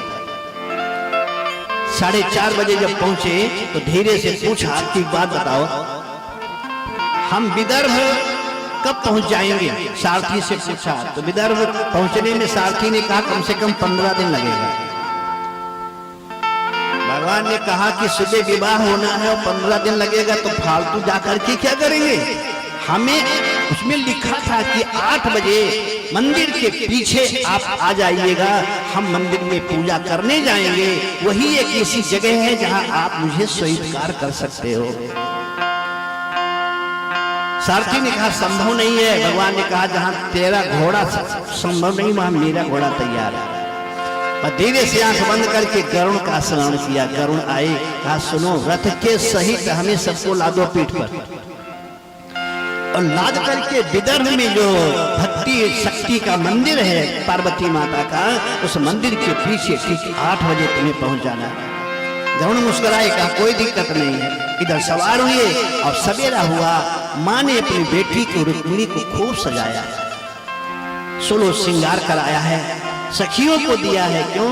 कहे स्वयंवरा जो बेटी होती है, आज स्वयंवर अगर है तो एक दिन पहले वो गौरी का पूजा करने जाती है। जैसे जानकी जी गई थी गौरी पूजन जननी पठाई गिरजा पूजन, तो स्वयंवरा कन्या है, इसलिए आज सज के सखियों को साथ लेकर के चली। माँ ने कहा बेटा जल्दी आ जाना। और रुक्मिणी ने दोनों तरफ रोड के इतना प्रखर प्रहरा लगा दिया था कि परिंदा पर न मारे। 10 कदम रुक्मिणी गई, घूम करके माँ को देखा और दौड़ी, इतना जोर दौड़ी और लिपट गई। और लिपट के जब लगी रोने तो माँ को संदेह हुआ। माँ ने कहा बेटा जब बेटी विदा होती है तो घूम के तब ऐसे लिपटती है, रोती है। अरे तू तो पूजा करने जा रही है। आंखों से आंखें टकराई, माँ से आंसू से कह दिया कि माँ मैं कैसे बताऊं कि मैं दोबारा अब नहीं आऊंगी, हमें जाना है। पूजन करने के लिए गई, गिरजा के मंदिर में प्रवेश करी, माथा टिका दिया और प्रार्थना प्रकट कर दी। मोर मनोरथ जाना हुनी के, मोर मनोरथ जाना हुनी के, बसाऊ सदा पुर सबनी के, बसाऊ सदा पुर सबनी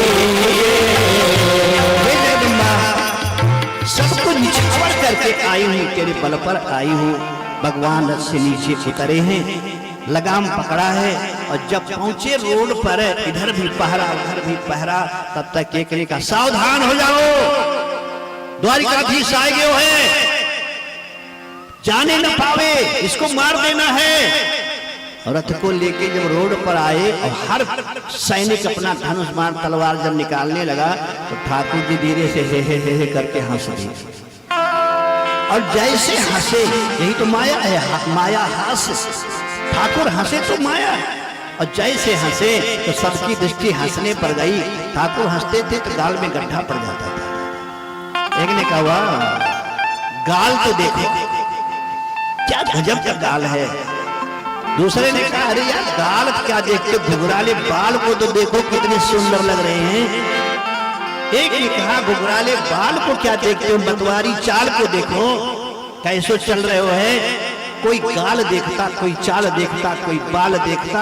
मंदिर के दरवाजे पे आके खड़े हो गए और धीरे से इशारा किया कि आ जाओ, समय एक बार मौका देता है, आ जाओ। रुक्मिणी जी प्रणाम करके दौड़ी और दौड़ करके हाथ बढ़ाया है, ठाकुर जी पकड़े, रथ पर जैसे बिठाए तो सेनापति से सैनिक ने कहा अरे सेनापति जी, बोले हाँ। अरे कहा वो रुक्मिणी जी को लेके जा रहे हो द्वारिकाधीश। सेनापति जैसे घूम करके देखा तो चुप रहा, बोल नहीं रहे हो है। अरे कहा चुप रहे, जोड़ी कितनी अच्छी लग रही है, सो न दिखे, कितनी सुंदर जोड़ी लग रही है।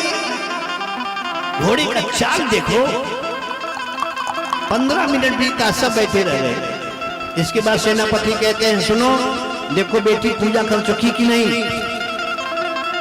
माथे पे हाथ रख करके सैनिक ने कहा कि भी 15 मिनट पहले मैंने कहा था लेके जा रहे हो है, तो तुमने कहा कि जोड़ी कितनी सुंदर लग रही है। सेनापति ने कहा चलो कह देंगे कि आयो लेके गए। ये खबर रुक्मी को लगी।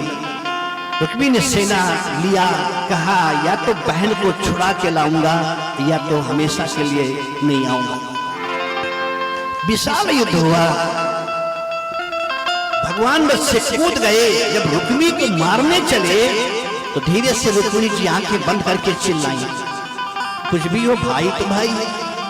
और जैसे चिल्लाई तब तक उधर से दाऊ भैया आ गए।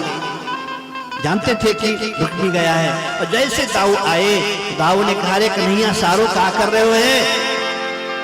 ये सारो लगे, इसको पकड़ के बांध के ले चल, विवाह में इसकी आवश्यकता पड़े। रुक्मी को बांध कर लेकर के चले गए। द्वारका में प्रवेश नहीं कर सकते थे, इसलिए द्वारका के बाहर माधोपुरी गांव है, माधोपुर गांव में प्रभु ने रोका। और इधर उद्धव को भेज दिया कि वृंदावन में जाओ और मेरी माँ को, मेरे बाबा को, सब बाल बालों को, गोपियों को मेरे शादी में लेकर के आए। उद्धव गए हैं। यशोदा ने सुना, रोने लगी। यशोदा ने कहा उद्धव आज वो सिद्ध कर दिया कि वो मेरा खून नहीं, पराया खून है। उद्धव ने कहा क्यों माँ ऐसा क्यों कहती हो? कि अगर वो मेरा खून होता, मेरा बेटा होता, उसने कहा था मैं आऊंगा, मैंने ये नहीं पूछा कब आएगा। और आज विवाह भी कर रहा है तो संदेशा देके बुला रहा है। जाके कह देना कि मैया ने कहा है कि विवाह के दिन हम अशोक के पत्ते का तोरण बनाएंगे, उत्सव मनाएंगे, लेकिन विवाह में तेरे नहीं आएंगे। उद्धव गए हैं। उद्धव ने कहा है कि प्रभु आपने वचन दिया था कि हम आएंगे, आपको जाना पड़ेगा। सबको रोक करके ठाकुर आए हैं इतने वर्षों के बाद। और यशोदा मैया को प्रणाम किया, यशोदा ने गले से लगा लिया। बहुत कुछ कहना था, लेकिन जानते हो जब प्रेमी इकट्ठे मिल जाएं तो सब ये गिलवा शिका गायब हो जाता है। जब तक नहीं मिले थे न मिलने का था मलाल, अब मिल गए तो दिल की तमन्ना निकल गई। यशोदा जी को लिया है, उद्धव नंद बाबा को लिया है, गोपियों को लिया है, राधा रानी के यहाँ गए।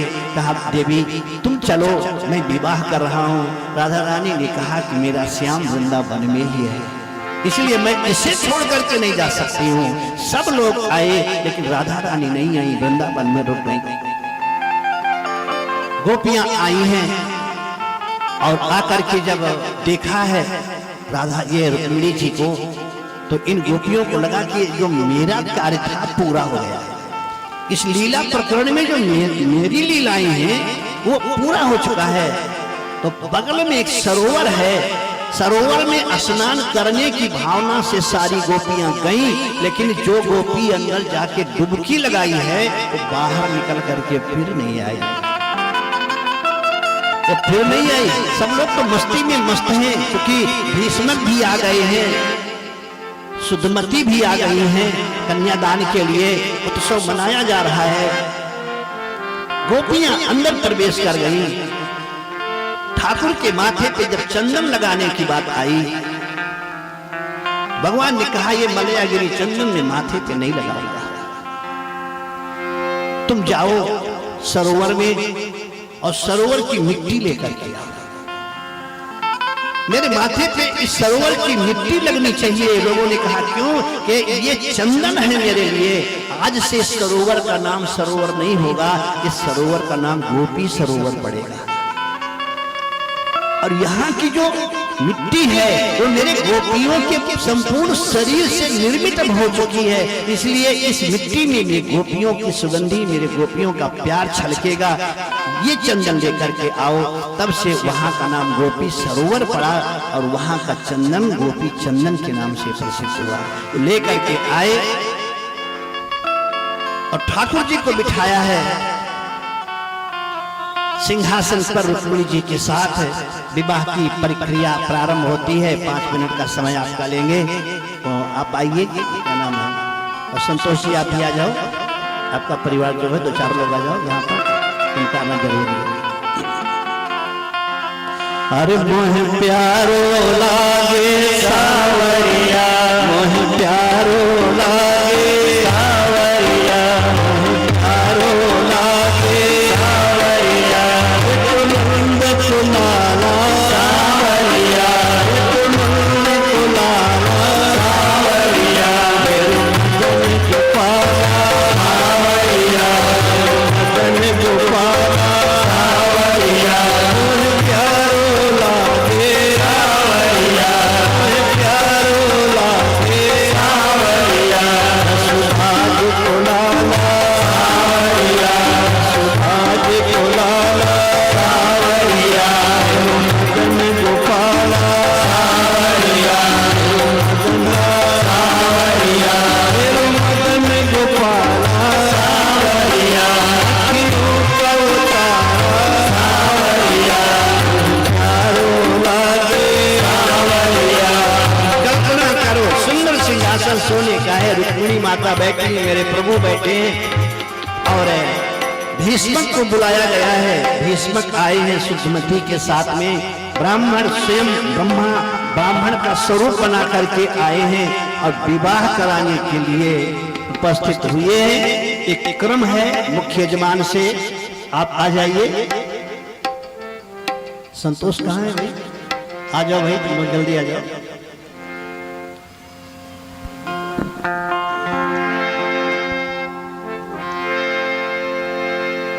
बोलो किसने सजाया तुझे आज सांवरे, काला टीका लगाया तुझे आज सांवरे, बोलो किसने सजाया तुझे आज सांवरे, काला टीका लगाया तुझे आज सांवरे, कि बना सा बनाया है तुझे आज सांवरे, बना सा बनाया है तुझे आज सांवरे, बोलो किसने सजाया तुझे आज सांवरे, लगाया तुझे आज सांवरे।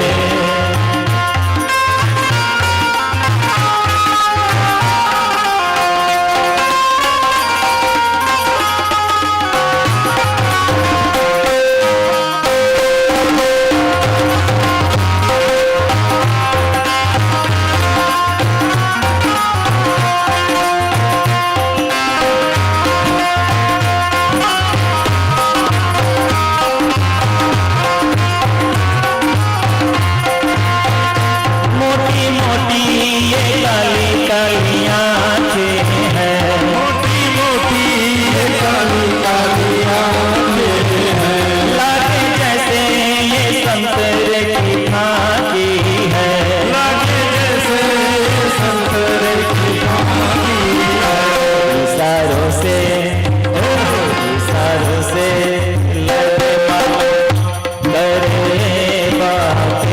हैं, इशारों से मांगे बातें, कि बना सा बनाया है तुझे आज सांवरे, बोलो किसने सजाया तुझे आज सांवरे, काला टीका लगाया तुझे आज सांवरे।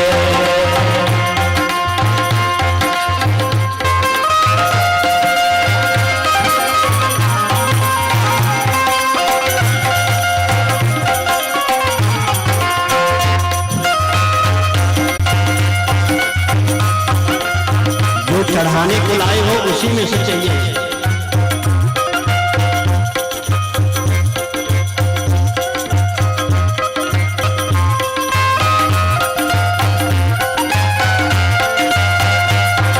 जितनी माताएं बहनें बैठी हैं, ये सबसे पूरे श्रीमद् भागवत महापुराण के मध्य का सबसे प्रेम समय है, सबसे सुंदर समय है और सबसे संवेदनशील समय है।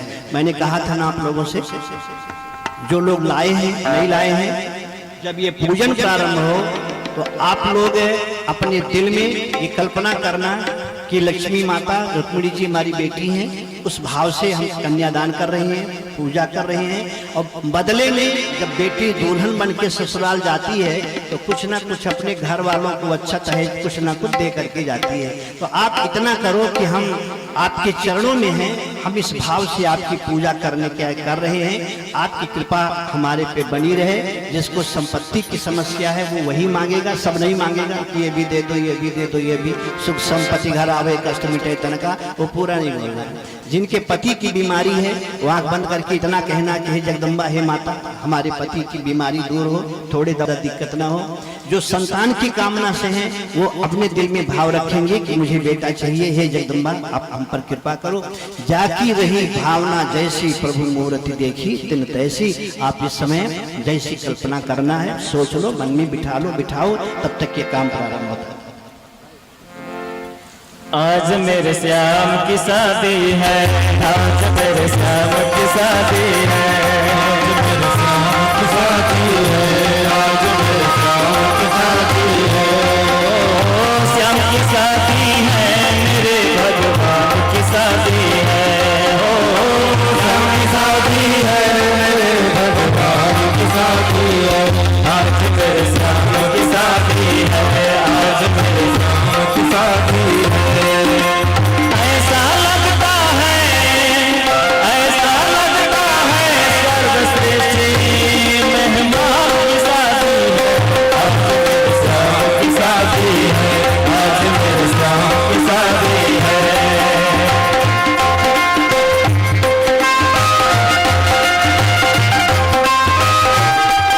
इनको आगे करो, पिताजी को आगे करो, आचमन करो।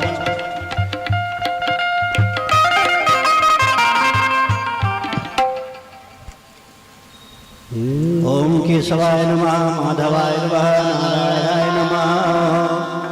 हाथ में अक्षत ले लो, जल ले लो, रुपया ले लो, संकल्प करो। बैठ जाओ, बैठ जाओ।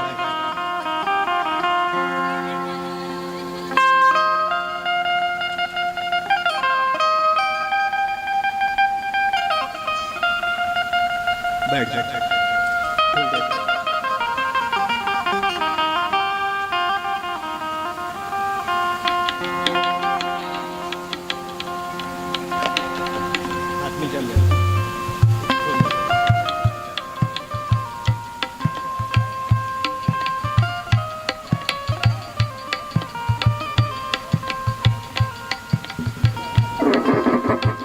अब आप कहिए, पूर्वोच्चारित ग्रह गुण गण विशेषण विशिष्टायाम शुभ पुण्य तिथौ श्री मद्भागवत महापुराणे महाअनुष्ठाने ज्ञान यागे अद्य सप्तम दिवसे श्री नारायण प्रीति प्राप्त्यर्थे कन्या स्वरूपा महालक्ष्मी श्री रुक्मिणी कन्याया श्री अच्युत गोत्रोत्पन्न श्री नारायणाय वराय तुभ्यम समर्पय। आप यहाँ चढ़ा दीजिए, संप्रद दे। अब जो सामान है आप लोग सामान ला करके यहाँ चढ़ा दीजिए, जो भी चढ़ाना है। और आप लोग हाथ जोड़ करके अपने अपने दिल दिमाग में ठाकुर जी को बिठा लेना कि प्रभु ये हमारी कामना है। ओम भद्रां कर्णेभिः देवा भद्रां पश्येमाक्षभिर्यजत्राः पुष्टवागं सस्तनो विगसेमहि देवहितं जगायो शतमेनो शरदो अन्ति देवा चक्राचरसन्तनो नाम पुत्रासो पितरो भवन्ति मानो मर्यादि युर्गान्तो अदितिर्द्योरदितिरन्तरिक्षमदितिर्माता सपिता सपुरः विश्वे देवा अदितिः पञ्चजना अदितिर्जातमदितिर्जानितवाम्माद्योः शान्तिरान्तरिक्षगं शान्तिः पृथिवी शान्तिरापः शान्तिरोषधयः शान्तिः वनस्पतयः शान्तिर्विश्वे देवाः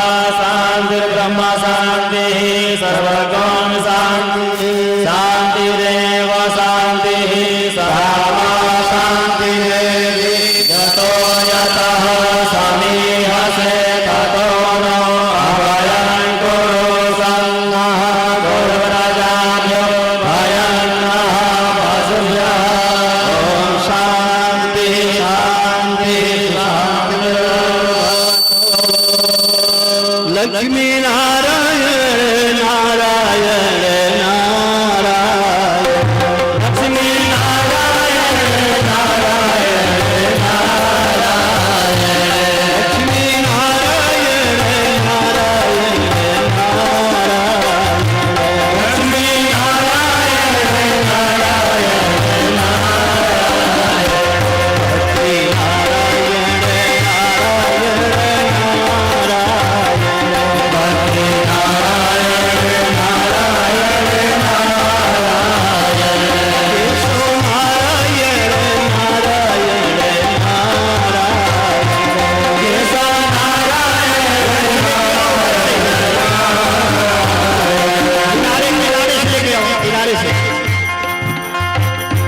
श्री हरि नारायण नारायण नारायण श्री हरि नारायण नारायण बोलिए लक्ष्मी नारायण भगवान की जय। ठाकुर जी को लाया जा रहा है झांकी के रूप में। आप लोग सम्मान करें, हाथ में फूल ले लें। सजा है भीष्मक का आंगन, श्याम जी बने हैं साजन।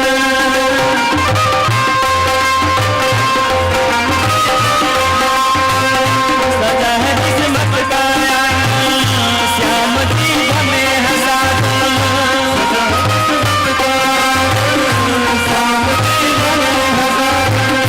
नजर ना हटने पाए, वाह क्या रूप लुभाए। नजर ना हटने पाए, वाह क्या रूप लुभाए। हो आज खुशी के दिन भगवान की शादी है। आज मेरे श्याम की शादी है, आज मेरे श्याम की शादी है। ओ श्याम की शादी है, मेरे मन श्याम की शादी है। ओ श्याम की शादी है, मेरे मन श्याम की शादी है। ओ हनुमान महाराज की है। सब लोग दो लाइन मेरे साथ बोल लो, फिर कथा आगे बढ़ा दें। अरे दूल्हा बने हैं, दूल्हा बने हैं नंदलाल के रुक्मिणी दुल्हन बनी। दूल्हा बने हैं नंदलाल के रुक्मिणी दुल्हन बनी। दूल्हा बने हैं नंदलाल के रुक्मिणी दुल्हन बनी। दूल्हा बने हैं नंदलाल के रुक्मिणी दुल्हन बनी। दुल्हन बनी सखी दुल्हन बनी। दुल्हन बनी सखी दुल्हन बनी। दूल्हा बने हैं नंदलाल दुल्हन बनी। दूल्हा बने हैं नंदलाल दुल्हन बनी। रुक्मिणी पहनी है सती रंग साड़ी, रुक्मिणी पहनी है सफेद रंग साड़ी। रुक्मिणी पहने हैं सती रंग साड़ी, रुक्मिणी पहनी है सफेद रंग साड़ी। रंग साड़ी है सती रंग साड़ी। सफेद रंग साड़ी है सफेद रंग साड़ी। एक अंबर नंदलाल रुक्मिणी दुल्हन बनी।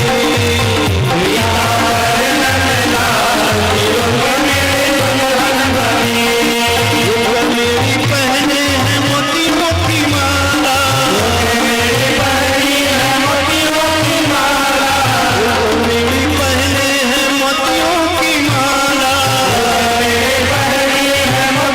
की माला।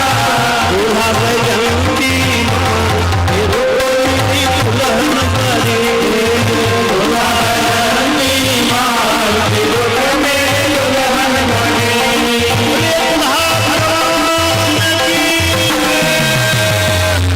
अब आप लोग बैठ जाओ, क्योंकि विवाह के बाद कथा भी बहुत आगे चलनी है, इसलिए बैठ जाओ, जिससे आप ये नहीं कहो महाराज अरे 11 बजा दिए। हम यही आपका काम हो जाए और कथा पूरी हो जाए, इसलिए हाँ तो आज तो हो ही जाएगा।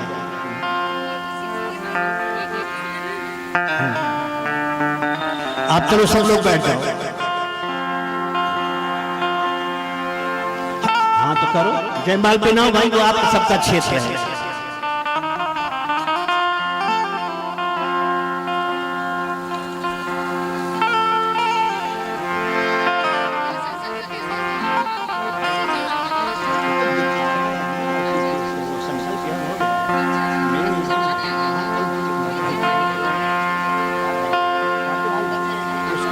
कार्तिक जी आगे से आप लोग हट जाइए, मंच पे जो है आगे सामने।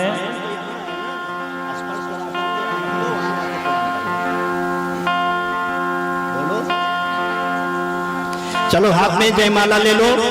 सबसे पहले रुक्मिणी जी पहनाएंगे।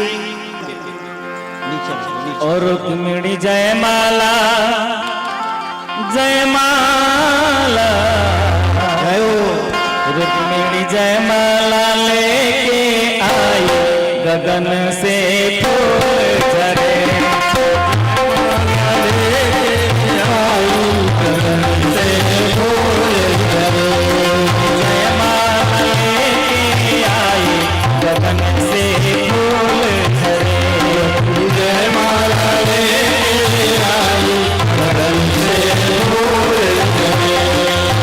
फूल झरे हो, फूल झरे, फूल झरे हो, फूल झरे, फूल झरे हाँ, फूल झरे, फूल झरे हाँ, फूल झरे।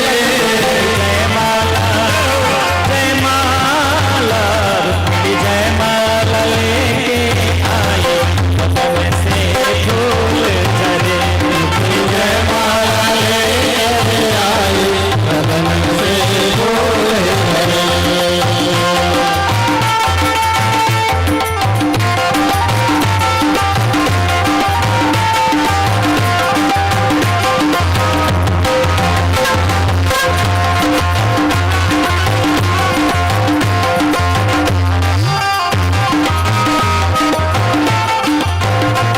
चलो हो गया, पहना दिए। उसको रख लो, आसपास रख के रख लो अपने पास। हाँ बस। जो माताएं बहनें बैठी हैं, फूल है, चावल है, जो बतलाई थे लाई हैं, अभी बैठ जाओ। अभी हम बुलाएंगे, सब लोग आना यहाँ पर, क्योंकि कथा पूरी हो जाए तभी ना फल मिलेगा। अभी तो कथा बाकी है। ध्यान दीजिएगा, जो पूजा कर चुके हैं वो धीरे धीरे मंच के नीचे अपने स्थान पे पहुंच जाएंगे। आप सब लोग बैठ जाओ। जो माताएं बहनें लाई हैं, जो चढ़ाई हैं, इसके बाद जो बोले थे वो फूल है, फल है, वो यहाँ लाना है उनको। लेकिन अभी नहीं, कथा जब पूरी हो जाए तब हम बुला देंगे। अब आप लोग आ जाओ, यहाँ पे स्पर्श करा के लेके जाओ और आरती हो जाएगी। अभी आप लोग बैठ जाओ। अभी कथा जब तक पूरी नहीं होती है तब तक उसका पूरा प्रभाव नहीं होता है। कथा पूरी हो जाए तब। फोटो ले लिए सब लोग भाई।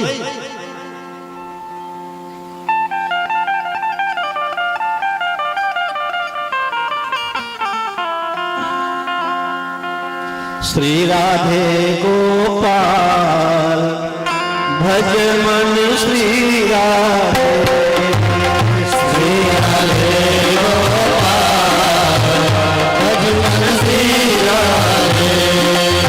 श्री राधे गोपाल भज मन श्री राधे। श्री राधे गोपाल भज मन श्री राधे।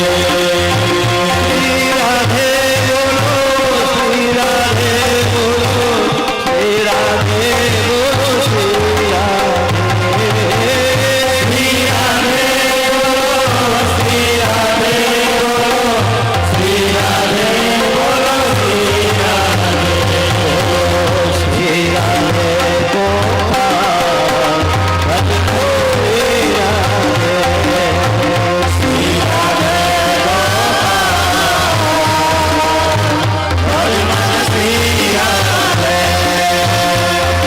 बोलिए भक्त भगवान।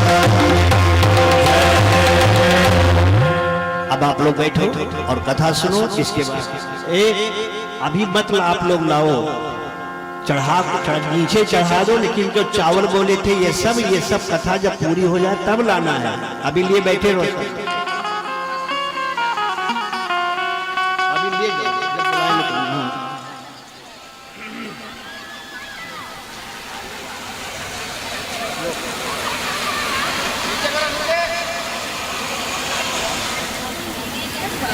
बारे सिद्धार्थ नगर के छोरे, आप लोग नीचे चलो, सब मंच से नीचे चलो, मंच से सब लोग नीचे चलो, नहीं पूरा सब लीला सब डिस्टर्ब होगा, अच्छा नहीं। जिसको चढ़ाना है वो नीचे चढ़ाएगा, ऊपर नहीं लाना है, ऊपर केवल वही जो अच्छत बोले थे ये सब सामान वो लाके छुआना, स्पर्श कराना है, लेकिन अभी नहीं, कथा पूरी हो जाए तब। जल्दबाजी नहीं करो, बैठे रहो, सबको नीचे भेजो, अभी यहाँ चढ़ाने कम नहीं। बोल हनुमान जी महाराज की जय। मेरे ठाकुर का विवाह हुआ है, अब माधवपुर गांव से लेकर के मेरे प्रभु श्री रुक्मिणी माता को अपने द्वारका में प्रवेश किया। द्वारका का नाम कुछ लोग द्वारिका कहते हैं, द्वारिकापुरी। सच ये है उसका नाम द्वारिका नहीं है, उसका नाम द्वारका, क्योंकि वो ब्रह्म विद्या की नगरी है। द्वार माने दरवाजा, का माने कहां है, तो जो नहीं जान सकता उस विद्या को वो द्वारका में प्रवेश नहीं कर सकता था, इसीलिए उसका नाम था द्वारका। वो भूल भुलैया चक्र में वो पूरा भूल भुलैया है। तुम लोग अब बोलना बंद करोगे कि हम कथा बंद करें?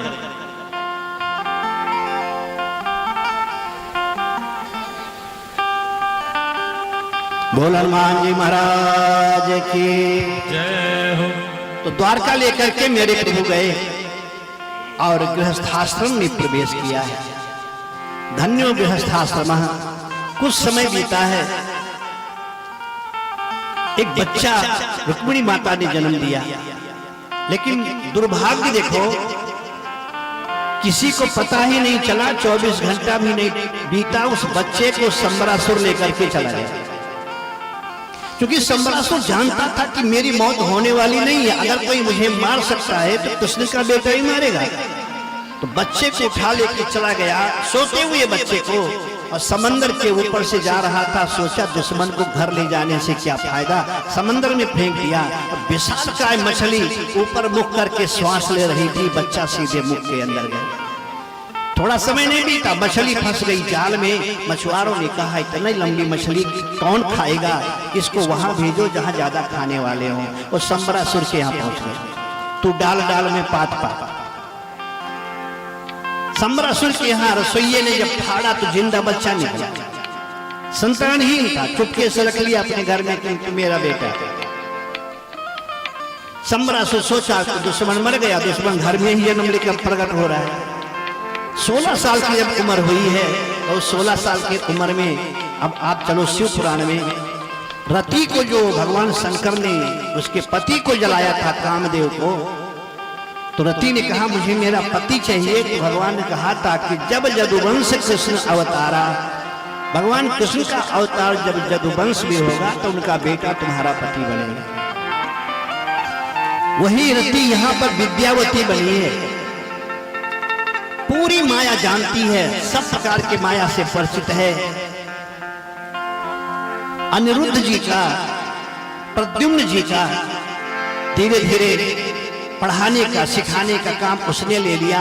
और जब 16 वर्ष के हो गए तो उसी समय नारद जी आते हैं और नारद जी ने बताया कि ऐसी है, तुम दोनों पति पत्नी हो।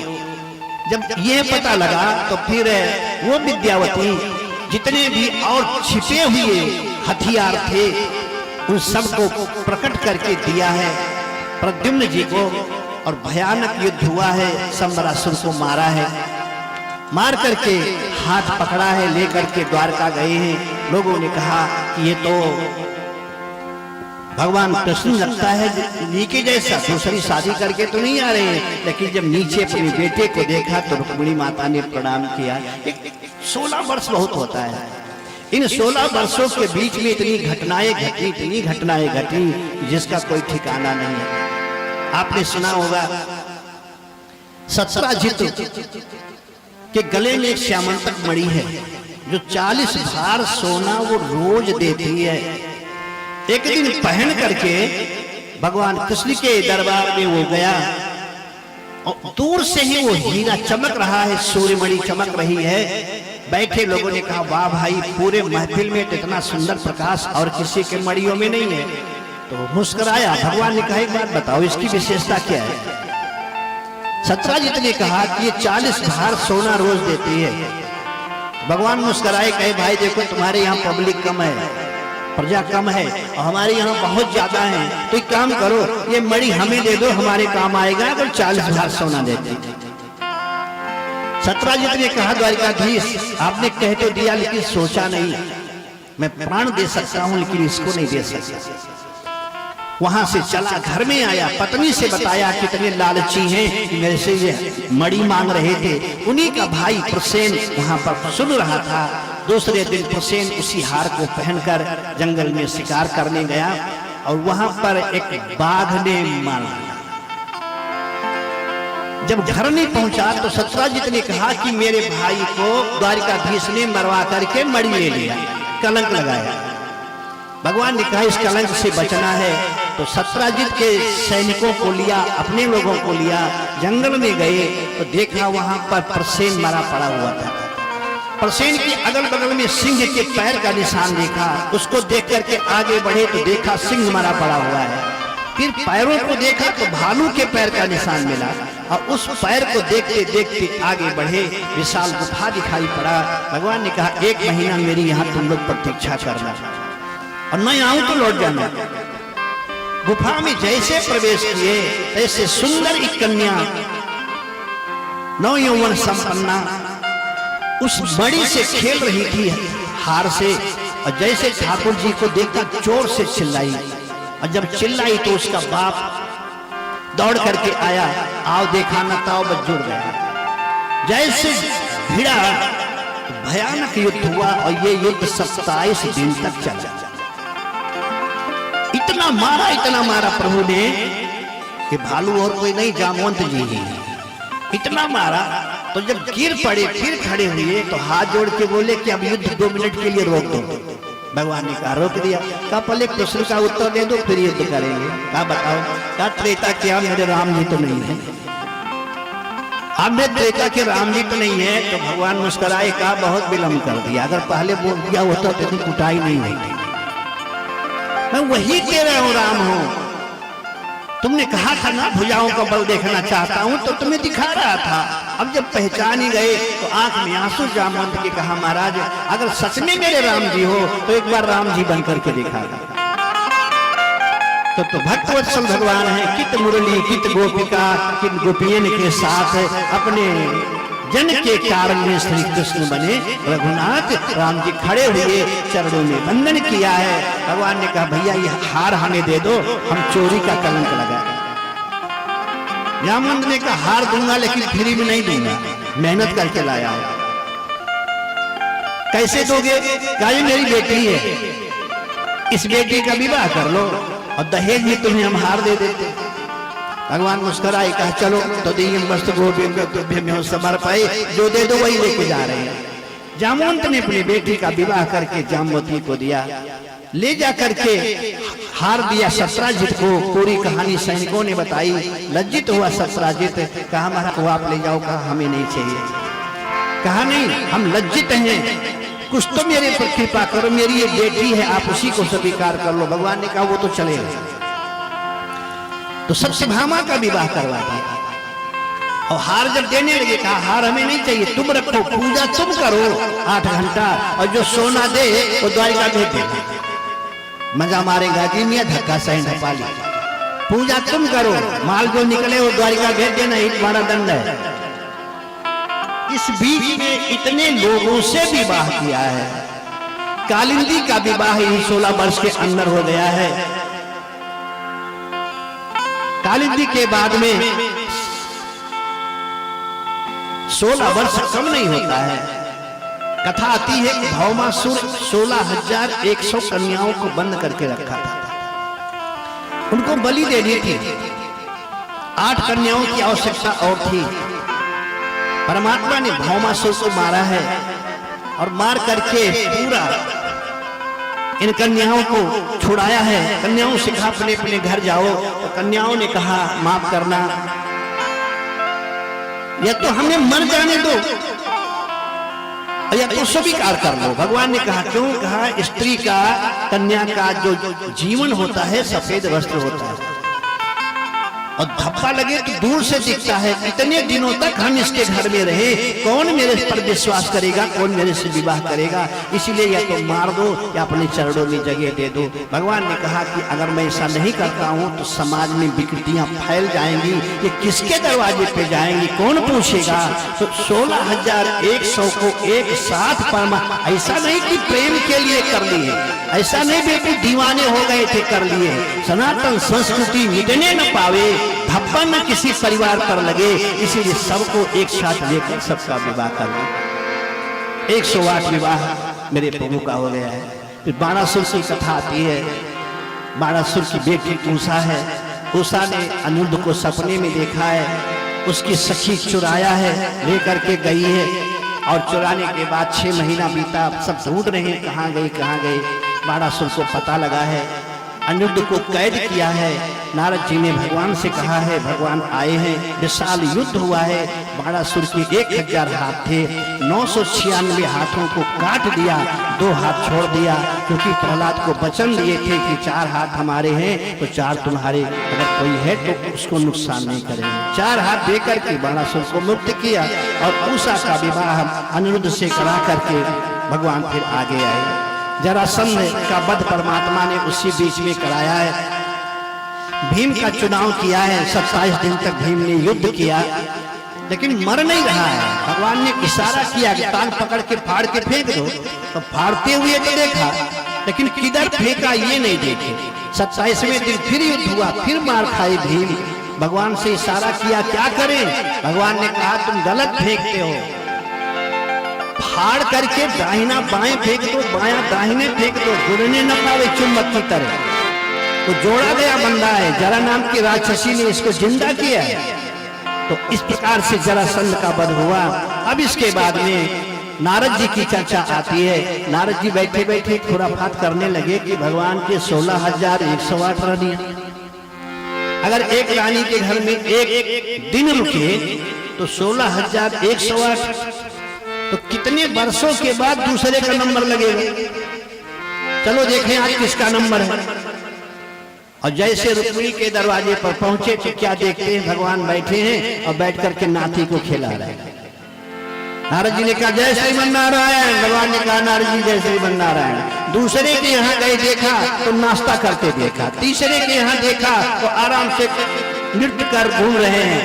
दिन भर घूमते रहे, हर दरवाजे पे जब नारायण को देखा तो उदास हो गए। नारद जी ने कहा कि महाराज आपने पानी तक नहीं पूछा, हर दरवाजे पे आप मिले लेकिन पानी तक नहीं पूछा।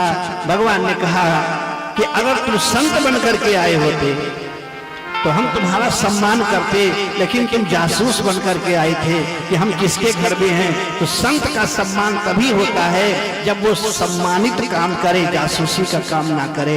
नारद जी ने चरणों में गिर करके प्रार्थना किया है, वंदन किया है, भगवान ने क्षमा किया है। फिर इसके बाद सुदामा जी की चर्चा आती है। श्रीमद् भागवत में सुदामा जी का नाम नहीं आया। इतना क्यों लिखा है? तो सदस्यासीत सखा कश्चित ब्राह्मण वो ब्रह्म विद्मः। सुदामा जी को लेकर के लोग क्या क्या किंवदंती बोलते हैं कि लकड़ी काटने गए थे, ठंड से कांप रहे थे, चना कुल चबा लिए। भगवान का भी ये आधी अधूरी कथा है। इसलिए आधी जानकारी बहुत खतरनाक होती है। सच क्या है आज ध्यान से आप सुनिएगा। बाल्यावस्था में जंगल में तो है ही, लकड़ी जंगल से लाना पड़ता था। माँ ने सुदामा से कि सुदामा कहे यहाँ कि बेटा आज लकड़ी जलाने के लिए तुम जंगल से ले आओ। तो सुदामा जी ने कहा कि मैया मैं किसी को ले लूं? तो हंस करके कहा कि मैं जानती हूं बिना कन्हैया के तेरा दिल नहीं लगता है, ठीक है उसको ले ले। तो माँ हम तैयार हैं, हम कुल्हाड़ी और रस्सी लेके आ रहे हैं। कहा सुन हम काम करने जा रहे हैं, ये चना पोटली चना बढ़ा है, इसको लेके जाइए, दोनों मिलके खा लेना। ठीक है, ये इधर चले गए कुल्हाड़ी लाने और उसी समय दुर्वासा ऋषि आए। दुर्वासा ने कहा मां मुझे भूख लगी है, कुछ दे दे। अब वही क्यों उतने बचा था चना। तो लगी सोचने कि तुम महात्मा है और छोटे छोटे बच्चे हैं, ये तो और काम चला सकते हैं और बच्चों का क्या होगा। तो हाथ जोड़ के बोले कि माफ करना महाराज, आज आपके अनुकूल भिक्षा हमारे घर में नहीं है, और किसी के यहाँ ले लो, हम नहीं दे सकते, ऐसा कुछ नहीं है कि हम आपको दे सके। दुर्वासा जी कोई बात नहीं, 10 कदम आगे गए, लेकिन शिव के अवतार दुर्वासा हैं। दुर्वासा जी लगे सोचने ऐसे कैसे हो सकता है घर में कुछ ना हो। और चलते चलते अचानक जब आंखें बंद करी और देखा तो वो चने की पोटली देखे कि चने की पोटली है। वापस लौटा कहे मां तूने मुझे अपना बेटा नहीं माना, मैंने भिक्षा मांगा था, घर में होते हुए भी तुमने ना कह दिया। अरे एक मुट्ठी मेरे को देती होती तो इज्जत तेरी बच जाती, लेकिन तुमने मुट्ठी में दे करके दूसरे बच्चों के लिए छिपा करके रखा। इसलिए मैं साफ देता हूं कि जो इस चने को खाएगा सारी जिंदगी दरिद्र रहेगा, कभी रोटी खाने को नसीब नहीं होगा। और ये साफ जब दुर्वासा दे रहे थे, तुरंत उसी के पीछे सुदामा जी आ गए।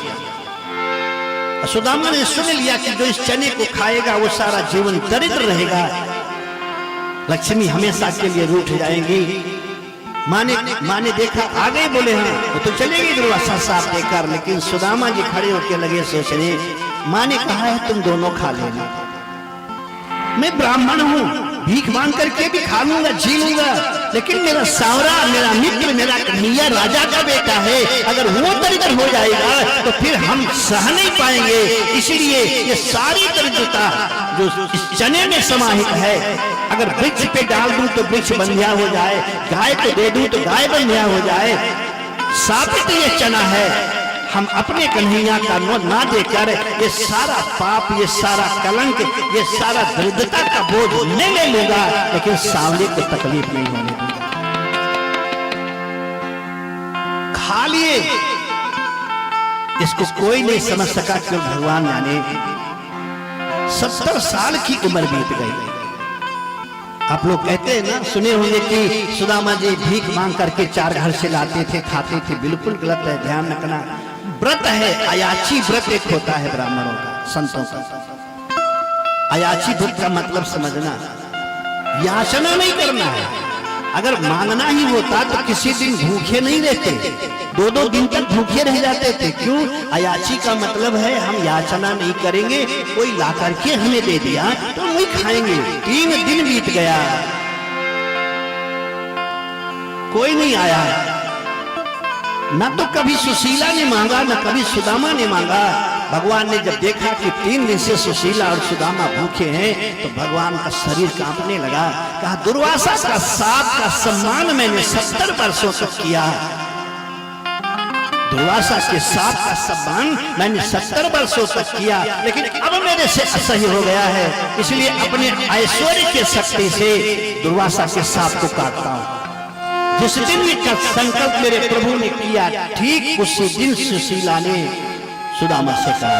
एक बात बताओ, बहू घर में आवे 2-4 साल रहे तो उसको सब पता लग जाता है कि हमारे पति के साथी कितने हैं, रिश्तेदारी कहाँ है, कहाँ से कौन रिश्ता, सब 70 साल की उम्र बीत गई। आज तक सुदामा के सुशीला को नहीं पता है कि हमारे सुदामा पति के मित्र कृष्ण है। जानती हैं लेकिन नहीं, अयाची व्रत है। जब सुदामा जी आए तो सुदामा से कहा कि सुनो माफ करना, आज मैं अपना अयाची व्रत तोड़ रही हूँ, मैं अपना अयाची व्रत तोड़ रही हूँ। आपके मित्र हैं, सखा हैं कृष्ण, कहे हाँ कि आपको उनसे मिलने जाना चाहिए। सुदामा ने कहा हमारी दशा तुम देख रही हो, वो महाराजा धीराज हैं। कहा वो कितना भी महाराजा धीराज हो, लेकिन तुम ब्राह्मण हो, एक भीख मांगने वाला ब्राह्मण भी प्रधानमंत्री को आशीर्वाद दे सकता है। ब्राह्मण तब गिर जाता है जब ऑफिस में जाकर के बड़े अधिकारियों को प्रणाम करने लगता है, सर नमस्कार। अगर सच में ब्राह्मण हो तो डीएम के ऑफिस में जाना, नमस्कार मत करना, कह देना कि मैं ब्राह्मण हूं, आपको आशीर्वाद देता हूं, जुग जुग जियो, आपके बच्चे खुश रहें, ये हो वो हो। तो जितना प्रणाम करने से संतुष्ट होगा उससे 1000 गुना जाना आपके आशीर्वाद से वो खुश हो जाएगा कि ब्राह्मण मुझे आशीर्वाद दे रहा है। ब्राह्मण हो तुम्हें आशीर्वाद देना है तो क्या लेकर के जाऊं, मैं बड़ा हूं। सुशीला ने कहा आज अयाची बट में तोड़ रही हूं, आज मैं मांगने जाऊंगी। 5 घर में जाकर के कहा 4 घर का पुराना ये चावल मैला कुचैला अरुण और काला पोटली में बांध करके लेकर के आई। कहा अयाची बट मैंने तोड़ा कृष्ण के लिए और तुम इसको लेकर के जाओ। चले, रात्रि के 9 बजे जंगल से गुजरना है, नदी बीच में बह रही है। अब कौन नौका 9 बजे रात्रि को मिलेगी। रोने लगे, कहवारे कन्हैया सारो दोस्ती का बहुत सुंदर फल दियो। पत्नी सोचती है कि मैं द्वारिका जा रहा हूं और जंगल में नदी के तट पे फंस गया और रात को कोई भी जानवर आके मुझे खा ले। पत्नी तो यही समझेगी कि द्वारिका के यहाँ गए। अब मैं क्या करूं, नदी कैसे पार करूं।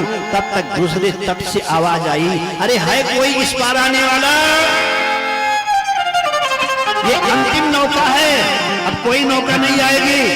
और जैसे आवाज सुना चिल्लाए, आजा लाला आजा, अरे मैं फंस गया हूं, यहाँ हूं, जल्दी आजा। एक 14 साल का लड़का लेकर के नौका आया, कहा बाबा आ जाओ, बिठा लिया। जब धारा में बच्चा पहुंचा नौका लेकर तो सुदामा से कहा कि बाबा बोले हाँ, कहे कि उतराई लाओ, पार कराई लाओ। सुदामा ने कहा लाला मेरे पास कछु से काम ना चले, मेरा भी नियम है कि बिना लिए मैं उस पार नहीं करता। सुदामा ने कहा ब्राह्मण हूं, आशीर्वाद दे दो तुम्हें, आशीर्वाद ले ले। कहा आशीर्वाद से पेट थोड़ी भरता है, कुछ माल जो पास में हो वो लाओ। सुदामा ने कहा कुछ नहीं है। बच्चे ने कहा बाबा झूठ बोलते हो, आप बुजुर्ग हो, शर्म आनी चाहिए। रख करके कहा तो कुछ नहीं है। सच में बेटा मेरे पास कुछ नहीं है।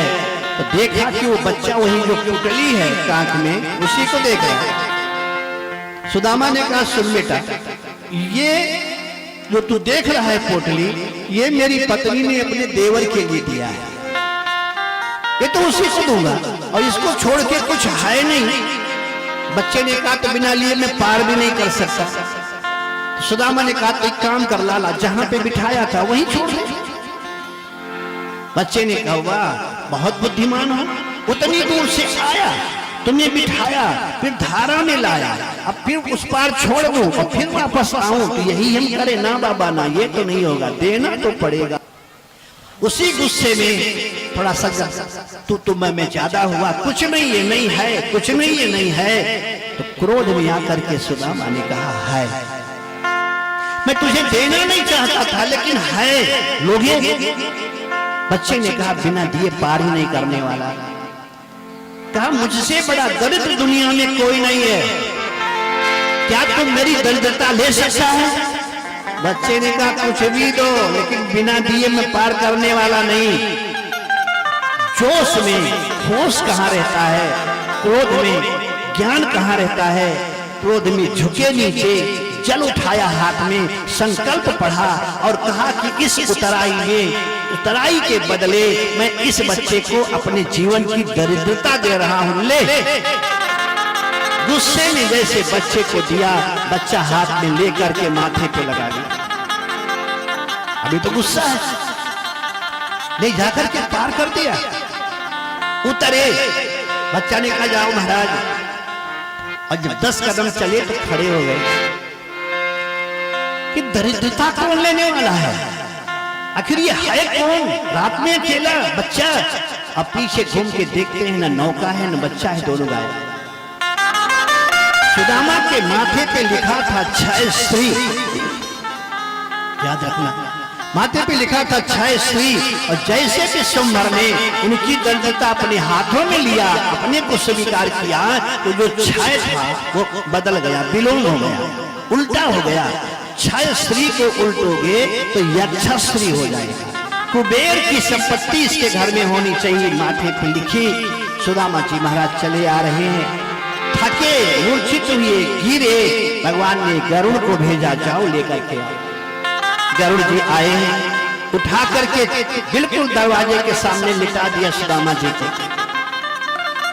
जब धूप लगी, आंखें खुली, कहे अरे मैं तो पहुंच गया था और फिर भी सो गया।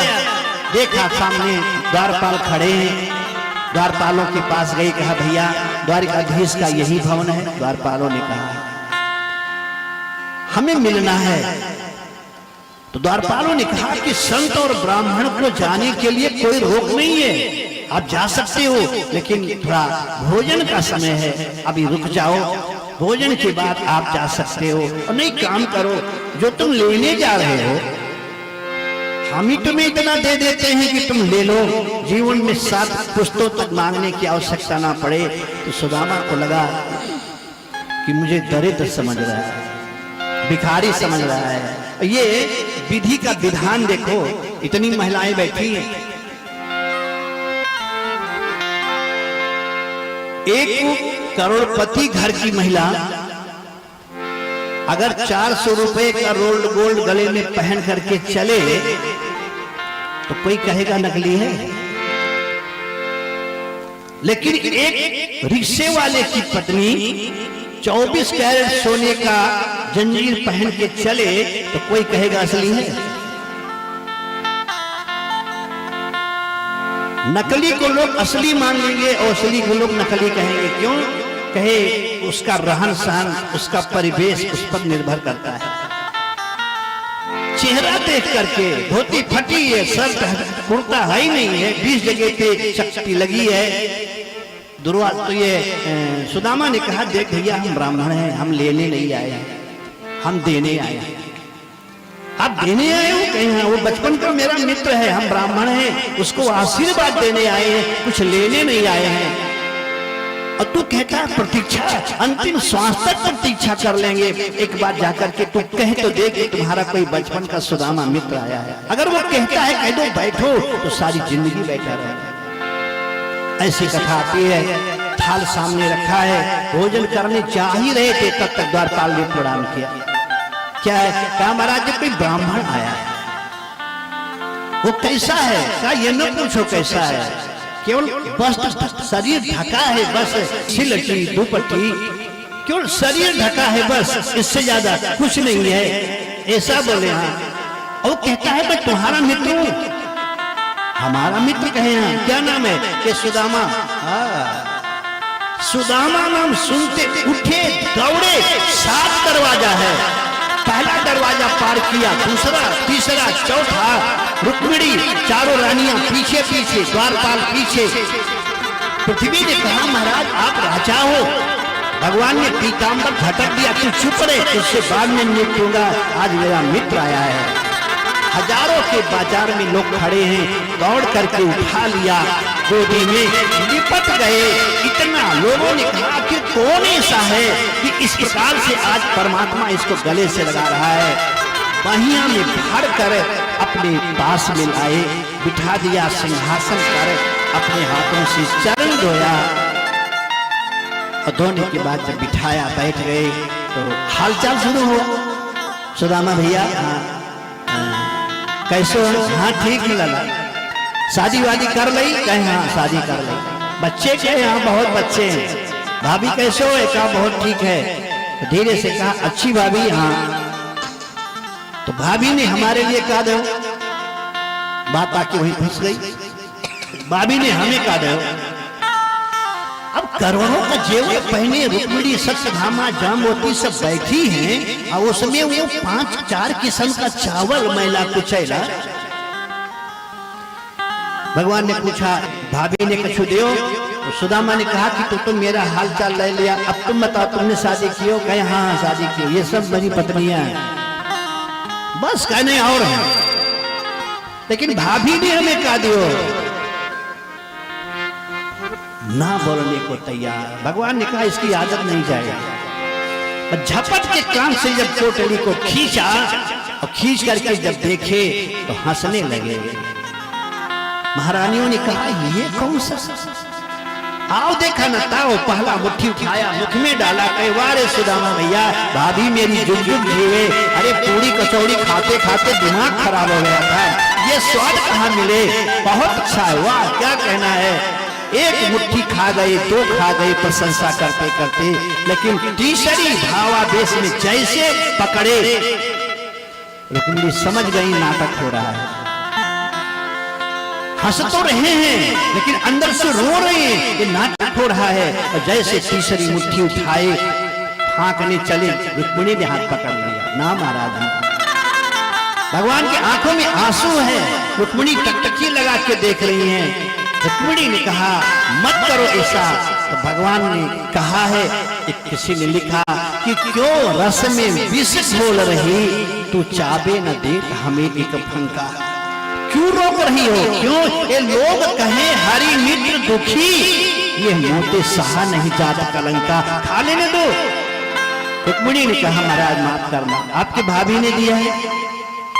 हाँ, सुदामा सुनने लगे, वो आपकी भाभी है तो मेरी क्या लगेगी,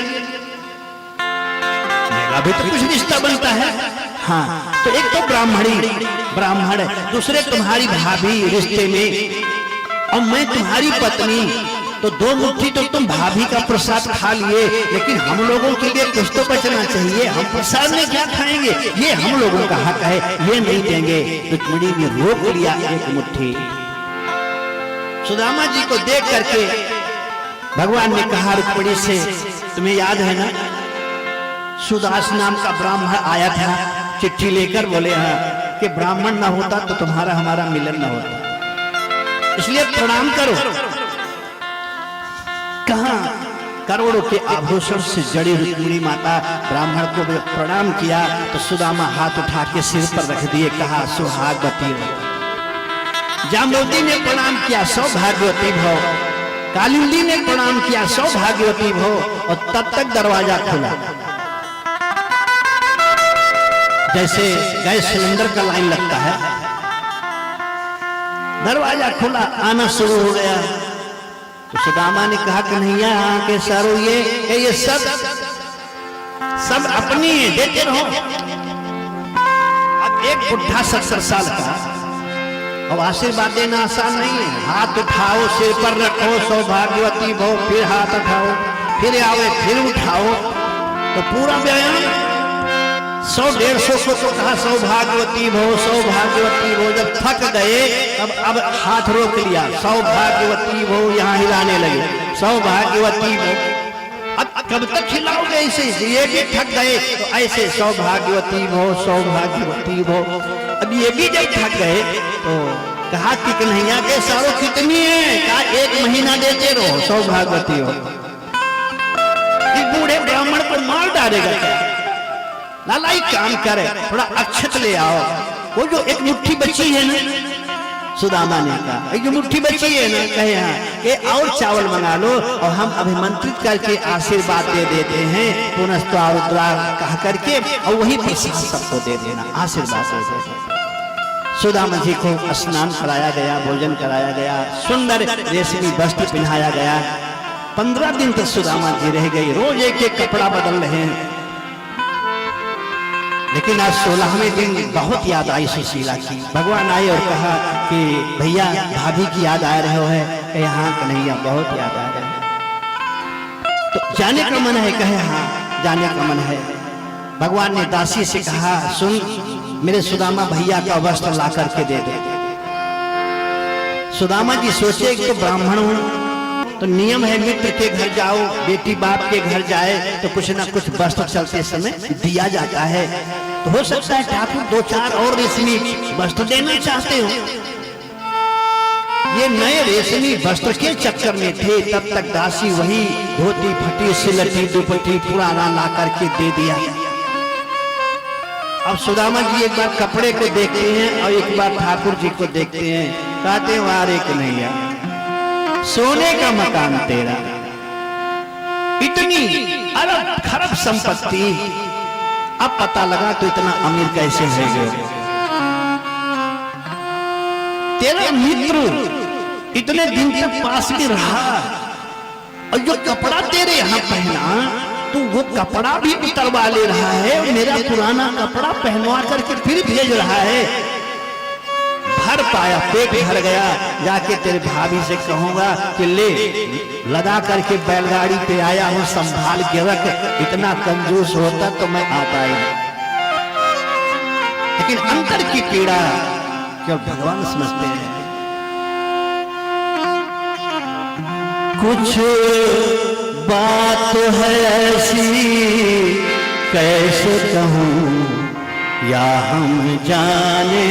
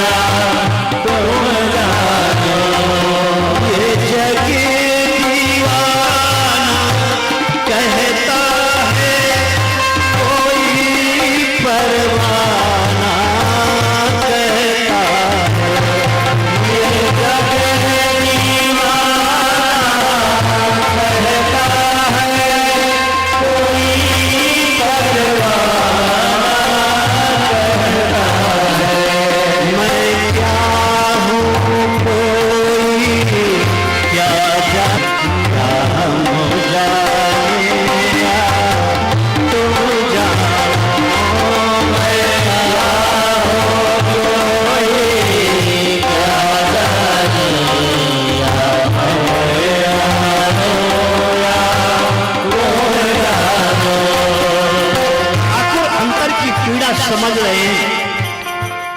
आप सोचोगे कि वही कपड़ा पहना कर ब्राह्मणों की सुरक्षा मेरे प्रभु ने किया है। द्वारपालों से कहा था मैं लेने नहीं आया हूं, ब्राह्मणों देने आया हूं। और यहां से अगर लाद करके सुदामा भैया निकलेंगे पहनकर तो द्वारपालों के दिल में बात आएगी कि ब्राह्मण चालाक होते हैं, आशीर्वाद देने के बहाने अंदर जाते हैं और लाद के माल पानी लेके बाहर आ जाते हैं। मैं दिखाना चाहता हूं कि अगर मेरे भाई ने कहा है कि मैं देने आया हूं तो पब्लिक ये देखे कि मेरा भाई केवल सच में देना आया था, क्योंकि जो पहन के आया था वही पहनकर जा रहा है। सुदामा जी पहुंचे हैं, लेकिन उसके पहले वहां देखा तो सुदामा पूरी बना फिट है। 9 लखा हार पहले सुशीला घूम रही है।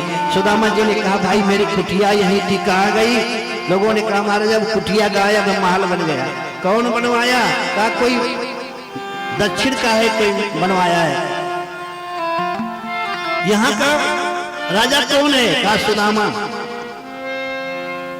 तो कहाँ है वो? कहा वो तो द्वारिका गया है। सुदामा ने कहा अरे मुझे पता होता कि उस द्वारिका तो वहीं उससे मैं मिल लेता, इनको क्या पता हमारी चर्चा हो रही। तब 9 लखा हार पहने दूसरे मंजिल पर सुशीला ने देखा सुदामा को, दौड़ी आई सखियों के साथ, जैसे प्रणाम करने चली 2 कदम पीछे हट गई। नाना देवी ब्राह्मण का पैर ऐसे नहीं छुआ जाता, वैसे आशीर्वाद है, सुहागवती रहो। सुशीला ने कहा इनको क्या हो गया? अरे मुझे पहचानो। हाँ पहचानता हूं, तुम बहुत अच्छी हो, मैं तुम्हारी पत्नी हूं। सुदामा ने कहा कि शर्म करे, सब बोलते हुए शर्म न लगे। एक गरीब, एक भिखारी, और तू पत्नी कैसे हो सकती है? और इतना बड़ा राजमहल कैसे, ये भवन कैसे? सब बच्चों को देखा सजे बजे आ रहे हैं। सुदामा कहे मैं पागल हो गया क्या? क्या हो रहा है? तो सुशीला ने कहा मेरे देवर ने मुझको दिया है। जैसे कहा मेरे देवर ने है। सुदामा ने कहा चुप रहे, उसका नाम मत लीजिए। एक नंबर कंजूस है, जो कपड़ा पहनाया वो भी खुलवा के रखवा लिया, वो इतना बड़ा भवन देगा, ये वही दिया है, मैं नहीं मानता, अगर दिया है तो बुलाओ। हाथ जोड़ करके रोने लगी। सुशीला ने कहा, हे मेरे देवर, हे मेरे प्रभु, अगर सच में दिल से मुझे अपना भाभी स्वीकार करते हो तो मेरी विनती है, एक बार मेरे पति के सामने आ जाओ। कहानी में विलंब हुआ, लक्ष्मी के साथ मेरे प्रभु आए, खड़े हो गए। सुदामा ने कहा, वारे कन्हैया, हमें तरसा दियो, एक कपड़ा तक ना दियो, भाभी को इतना बड़ा भवन। कहा, भैया तुम्हें तो हम इतना देते कि ला नहीं सकते थे, लेकिन तुमने जो कह दिया, हम ब्राह्मण हैं, देने आए हैं, लेने नहीं आए हैं, तो तुम्हारी मर्यादा बचाने के लिए तुमको पिन्हाया, वापस किया। अब तुम राजा बन गए, बैठो। सुदामा ने कहा, ना ना ना, मैं जानता हूं जन्नत की हकीकत, लेकिन दिल को बहलाने का गालिब ख्याल अच्छा है, हम अपने किस्मत को जानते हैं, तो कैसे बैठोगे? अंदर लेकर के गए। सुदामा ने कहा, गद्दी पे आप बैठो लक्ष्मी के साथ, और पादुका नीचे रख दो, हम पाद सेवा करें, या पादुका सिंहासन पर बैठे, हमारी औकात नहीं है, हमें जमीन पर ही रहने। भगवान ने आशीर्वाद दिया है, सुदामा का पूरा जीवन परमात्मा ने अंत में बना दिया है। फिर कथा आगे आती है, सुभद्रा का विवाह। कौन ऐसा भाई होगा जो कह दे कि जाओ उसके साथ भाग जाओ?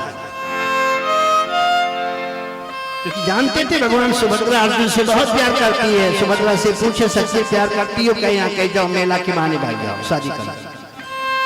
दाऊ भैया को पता चला, विशाल सेना लेके अर्जुन को मारने चले। भगवान ने कहा, रुक जाओ, किसको मारने जा रहे हो? कि अर्जुन को, मेरे बहन को भगा ले गया। कहा, भगा नहीं ले गया, अपने बहन से पूछो कि खुशी खुशी गई है, जबरदस्ती गई है? तुम्हारी बहन प्यार करती है इसलिए वो गई है, मैंने कहा है। तो दोनों आए हैं, प्रणाम किया है। दाऊ भैया ने कहा, जब राष्ट्रपति का मोहर पहले लग गया है तो हम बीच में बोल करके क्या करेंगे? सुभद्रा जी का विवाह कराया है, और अब अंत में सबसे, आज कथा का 7वां दिवस चल रहा है, संध्या हो रही है। तक्षक नाग काटने के लिए गंगा के किनारे सुखताल में चला, ब्राह्मण का वेश बनाकर। और इधर कश्यप नाम का एक महात्मा, जो सर्प विद्या में बहुत बड़ा प्रवीण था, ये परीक्षित को बचाने के लिए चला। दोनों आमने सामने टकराए, दोनों के चेहरे पर तेज है। तो तक्षक ने जब चेहरे के तेज को ब्राह्मण को देखा तो समझ गया कुछ गड़बड़ है। पूछा, ब्राह्मण देवता कहाँ जा रहे हो? कहा, सुखताल गंगा के किनारे। क्यों? कि सुना है आज कोई परीक्षित को काटेगा, सांप वो मरेगा, तो हम उसको बचाने जा रहे हैं। तक्षक ने कहा, बचा लोगे? कहे, हाँ। तो तक्षक ने सोचा यही फाइनल हो जाए, तो अपने रूप में आया। कहा, मैं तक्षक हूँ, मैं काटने जा रहा हूँ, मेरा काटा बचा सकते हो? बोले, हाँ बचा सकता हूँ। कहे, यहीं पर हो जाए? कहीं हो जाए। एक विशाल पीपल के पेड़ पर तक्षक ने धनुष मारा, और जैसे फन मारा, 1 मिनट लगा होगा, सारे पत्ते पीले पड़ गए, मुरझा के लग गए। तक्षक मुस्कुराया, देखा मेरी ताकत? हंसा, कहा, हाँ तुम्हारी ताकत देखा, अब तुम मेरी ताकत देखा। तुरंत हाथ में जल लेकर के मृत संजीवनी विद्या का प्रयोग करके 2 बूंद जैसे काटे हुए जगह पे डाला, 30 सेकंड भी नहीं लगा, सारा पत्ता हरा भरा हो गया। तब तक्षक ने कहा, ये बंदा बचा देगा, और बचाएगा तो ब्राह्मण का साथ कलंकित होगा। तो तक्षक ने कहा, तुम भी ब्राह्मण हो, वो भी ब्राह्मण है, ब्राह्मण ने साथ दिया है और तुम बचाने जा रहे हो? तो उत्तर दिया, तन की हवस मन को गुनाहगार दी है, बागवा बाग को बीमार बना देती है। अरे भूखे पेट को देशभक्ति सिखाने वालों, भूख इंसान को गद्दार बना देती है। भूख इंसान को गद्दार बना देती है। मेरी 4 बेटियां हैं, मैं पैसा नहीं, धन नहीं है, लेकिन शक्ति है, साधना है, विवाह करने को कोई तैयार नहीं है। वो राजा है, मैं जिंदा करूंगा, मुझे संपत्ति मिलेगी, मैं बेटियों का विवाह करूंगा। तक्षक ने कहा, अगर हम ही दे दे तो? क्या तुम दे दो तो नहीं जाएंगे? कथा आती, इतना नागमणि पैदा कर दिया, इतना नागमणि पैदा कर दिया, कश्यप को फंसा दिया, लो तो बटोरो, जाओ घर। और सूर्यास्त हो रहा है, काटने के लिए चला। कथा पूरी हो चुकी है। धीरे से सुखदेव स्वामी ने राजा परीक्षित से कहा, परीक्षित अब भी अगर तुझे मरने का डर लगता है तो मैं अपने ब्रह्म विद्या के शक्ति से तुझे 1 सेकंड में मैं अमर कर सकता हूं, लेकिन तुझे कहना पड़ेगा, डर है। परीक्षित हाथ जोड़ के मुस्कुराए, कहा, गुरुदेव मृत्यु किसको कहते हैं मैंने देख लिया है। अब मैं अभय हो चुका हूं, मुझे कोई खतरा मृत्यु से नहीं है। तो सुखदेव स्वामी ने इशारे में कहा कि कथा सुनने के बाद दक्षिणा दी जाती है, तब कथा पूरी होती है, कथा का फल मिलता है। मैंने तुम्हें कथा सुनाया है, अब हमारी दक्षिणा लो। हजारों महात्मा बैठे हैं कि कौन सी दक्षिणा ये राजा देगा। इशारे में कह दिया, दक्षिणा लाओ, समय हो चुका है। इशारा समझे, धीरे से अपना माथा सुखदेव स्वामी के चरणों में समर्पित कर दिया। मैं अपने प्राण को दक्षिणा के रूप में तुम्हें दे रहा हूं। अपान प्राण, अपान ज्ञान, उदान, समान, नाग, कृंकर, कूर्म, धनंजय, देवदत्त, ये 10 प्राणों को निकाल के माथा झुकाया चरणों में, सर फटा, ज्योति निकली, हाथों में सुखदेव स्वामी ने लिया और अपने ठाकुर के गोविंद के चरणों में उस जीव को, ज्योति को भेज दिया। और सारे महात्मा अंतर ध्यान अपने अपने यहाँ चले गए और सुखदेव स्वामी अंतर ध्यान हुए। शरीर पड़ा है, प्राण परमात्मा के चरणों में पहुंच गया।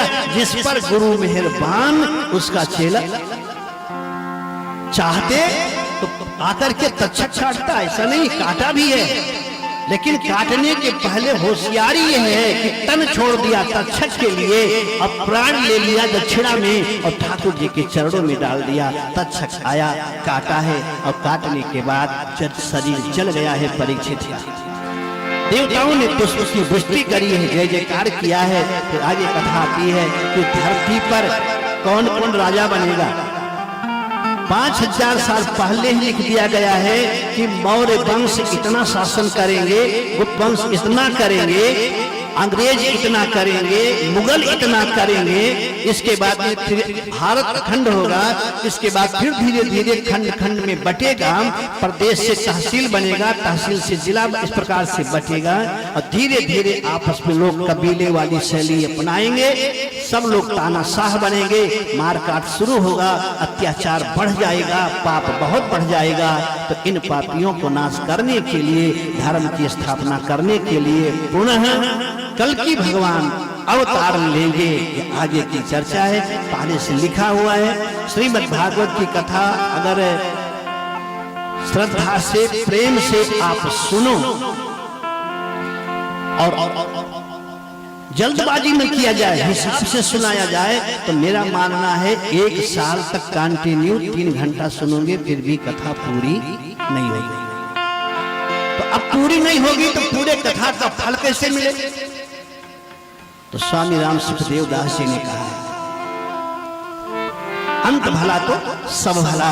उन्होंने कहा है कि 1 दिन भी कथा सुना हो, 2 दिन सुना हो या 7वें दिन सुना हो, कथा जब विश्राम लेने लगे, हरे नमः अगर बोल दिया जाए तो चाहे 1 दिन सुने हो चाहे 7 दिन, पूरे कथा का फल उस सुनने वाले को मिलता है। बहुत सिद्ध संत ने कहा है स्वामी राम सुखदास जी ने। इसलिए उनके वचन पर विश्वास करके हम भी प्रार्थना निवेदन करेंगे, आप लोग हाथ जोड़ के अपने प्रभु को मनावें और 3 बार मेरे साथ हरे नमः बोल करके अपना भागवत का जो पुण्य है अपने पास रखना चाहें तो अपने पास रख दें, ना रखना चाहें तो इसी समय संकल्प करके अपने माता पिता को दे दें कि जो मैंने कथा सुनी है, इस कथा का जो पुण्य है हम आपको देते हैं। परमात्मा अपने चरणों में तुम्हें इस कथा के प्रभाव से जगह दे। आप ऐसा कर सकते हो। और जो माताएं बहनें हैं, अभी आप बैठेंगी, आरती हो जाएगी, आरती होने के बाद तब आप लोग एक एक करके जिसको आना है तब आएंगी, स्पर्श कराना है, जो कुछ करना है, तब उसके बाद अभी आप बैठेंगे और कल से थोड़ी आम भीड़ लगाओगे। आज जो है जो राम सोई राम है, समय से ही बंद कर दे रहे हैं, इसलिए घबराना नहीं, सब लोग प्रेम से बोलना। ओम हरे नमः। ओम हरे नमः।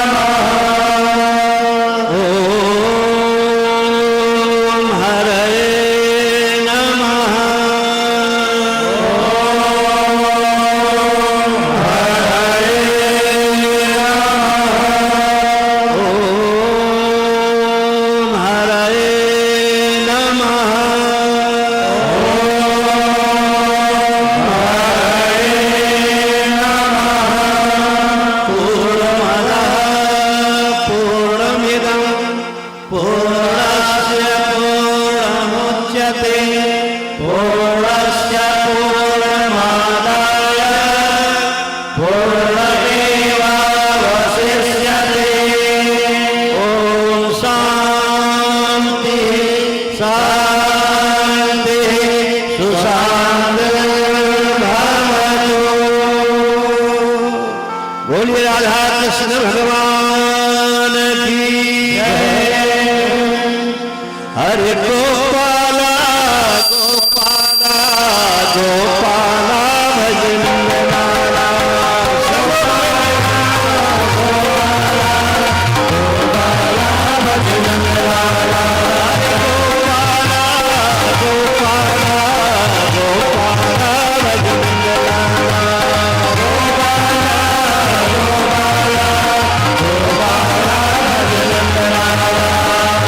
सुरचैया मुरली बजैया काली कमली वाला गोपाला गोपाला गोपाला भजन लाला गोपाला गोपाला गोपाला भजन लाला गोपाला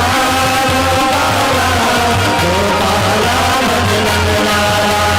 हो रे यशोदा मैया की यशोदा मैया की हो रे नंद के छैया की हो रे नंद के छैया की हो रे नथवाला की हो रे नथवाला की हो रे दीन दयाला हो रे दीन दयाला की हो रे नंद के लाला की हो रे नंद के लाला की हो रे मदन गोपाला की हो रे मदन गोपाला की। हरे रास रचैया मुरली बजैया काली कमली वाला गोपाला गोपाला गोपाला भजन लाला गोपाला गोपाला गोपाला भजन लाला। राधे राधे राधे गोविंद राधे राधे राधे राधे गोविंद राधे राधे राधे राधे गोविंद राधे राधे राधे राधे राधे गोविंद राधे राधे राधे राधे राधे गोविंद राधे राधे राधे राधे गोविंद राधे राधे गोविंद राधे राधे गोविंद राधे राधे राधे राधे गोविंद राधे राधे राधे राधे गोविंद राधे राधे राधे राधे गोविंद राधे राधे। बोले वृंदावन धाम की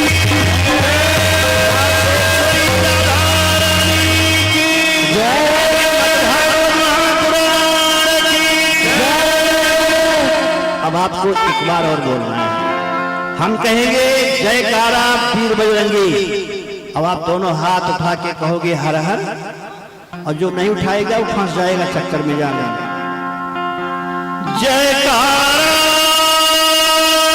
पीर बजरंगी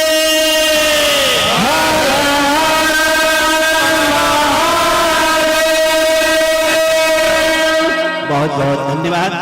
व्यासपीठ से जितने भी हमारे श्रोता बंधु हैं, माताएं बहनें हैं, सबके लिए इस व्यासपीठ से मंगल कामना है। आप जिस भावना से आई हो, सुनी हो, परमात्मा मेरा श्याम आपके उन सभी भावनाओं का सम्मान करते हुए आपके आकांक्षाओं को पूर्ण करे, समरसता बने, भाई भाई में प्यार बने, पति पत्नी में प्यार बने, सब लोग सुखी रहें। सर्वे भवन्तु सुखिनः, सर्वे सन्तु निरामया, सर्वे भद्राणि पश्यन्तु मा कश्चित् दुर्भाग् भवेत्। अभी आरती होगी, आरती के बाद तब वो माताएं आएंगी जो मैंने बताया है करने के लिए, ठीक है? और इधर आएंगी और हाँ आरती जाएगी तो जाएगी, लेकिन जो यहाँ आएंगे जिनको चढ़ाना है वो यहीं चढ़ा देना आरती के नंबर का, लेकिन घर लेके नहीं जाना। तो हंसी कर रहे हैं। प्रसाद बना है, प्रसाद सब लेके जाएंगे, भोजन प्रसाद यहाँ का भी प्रसाद है, और कल भंडारा है वो तो चलेगा ही चलेगा। सब लोगों के अंतर में परमात्मा का प्यार जगे, इस मंगल कामना के साथ और आरती की तैयारी। इदगुण हरि भजन नामे सुख शरीरकं सबकरकं स्वस्ते आत्मसनि प्रजातनि पक शरीरो वसन्य भय सनि यज्ञ भगवान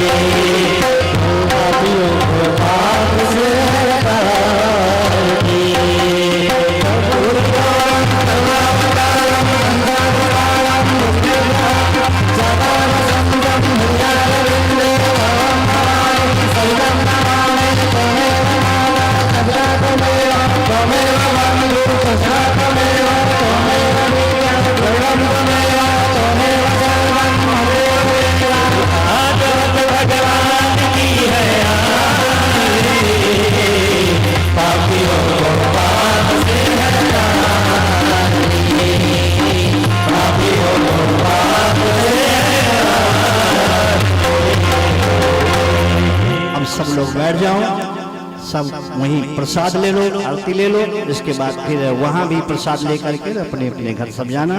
और इसके बाद माताएं जैसा बतलाएं आप उसके बाद आएंगे।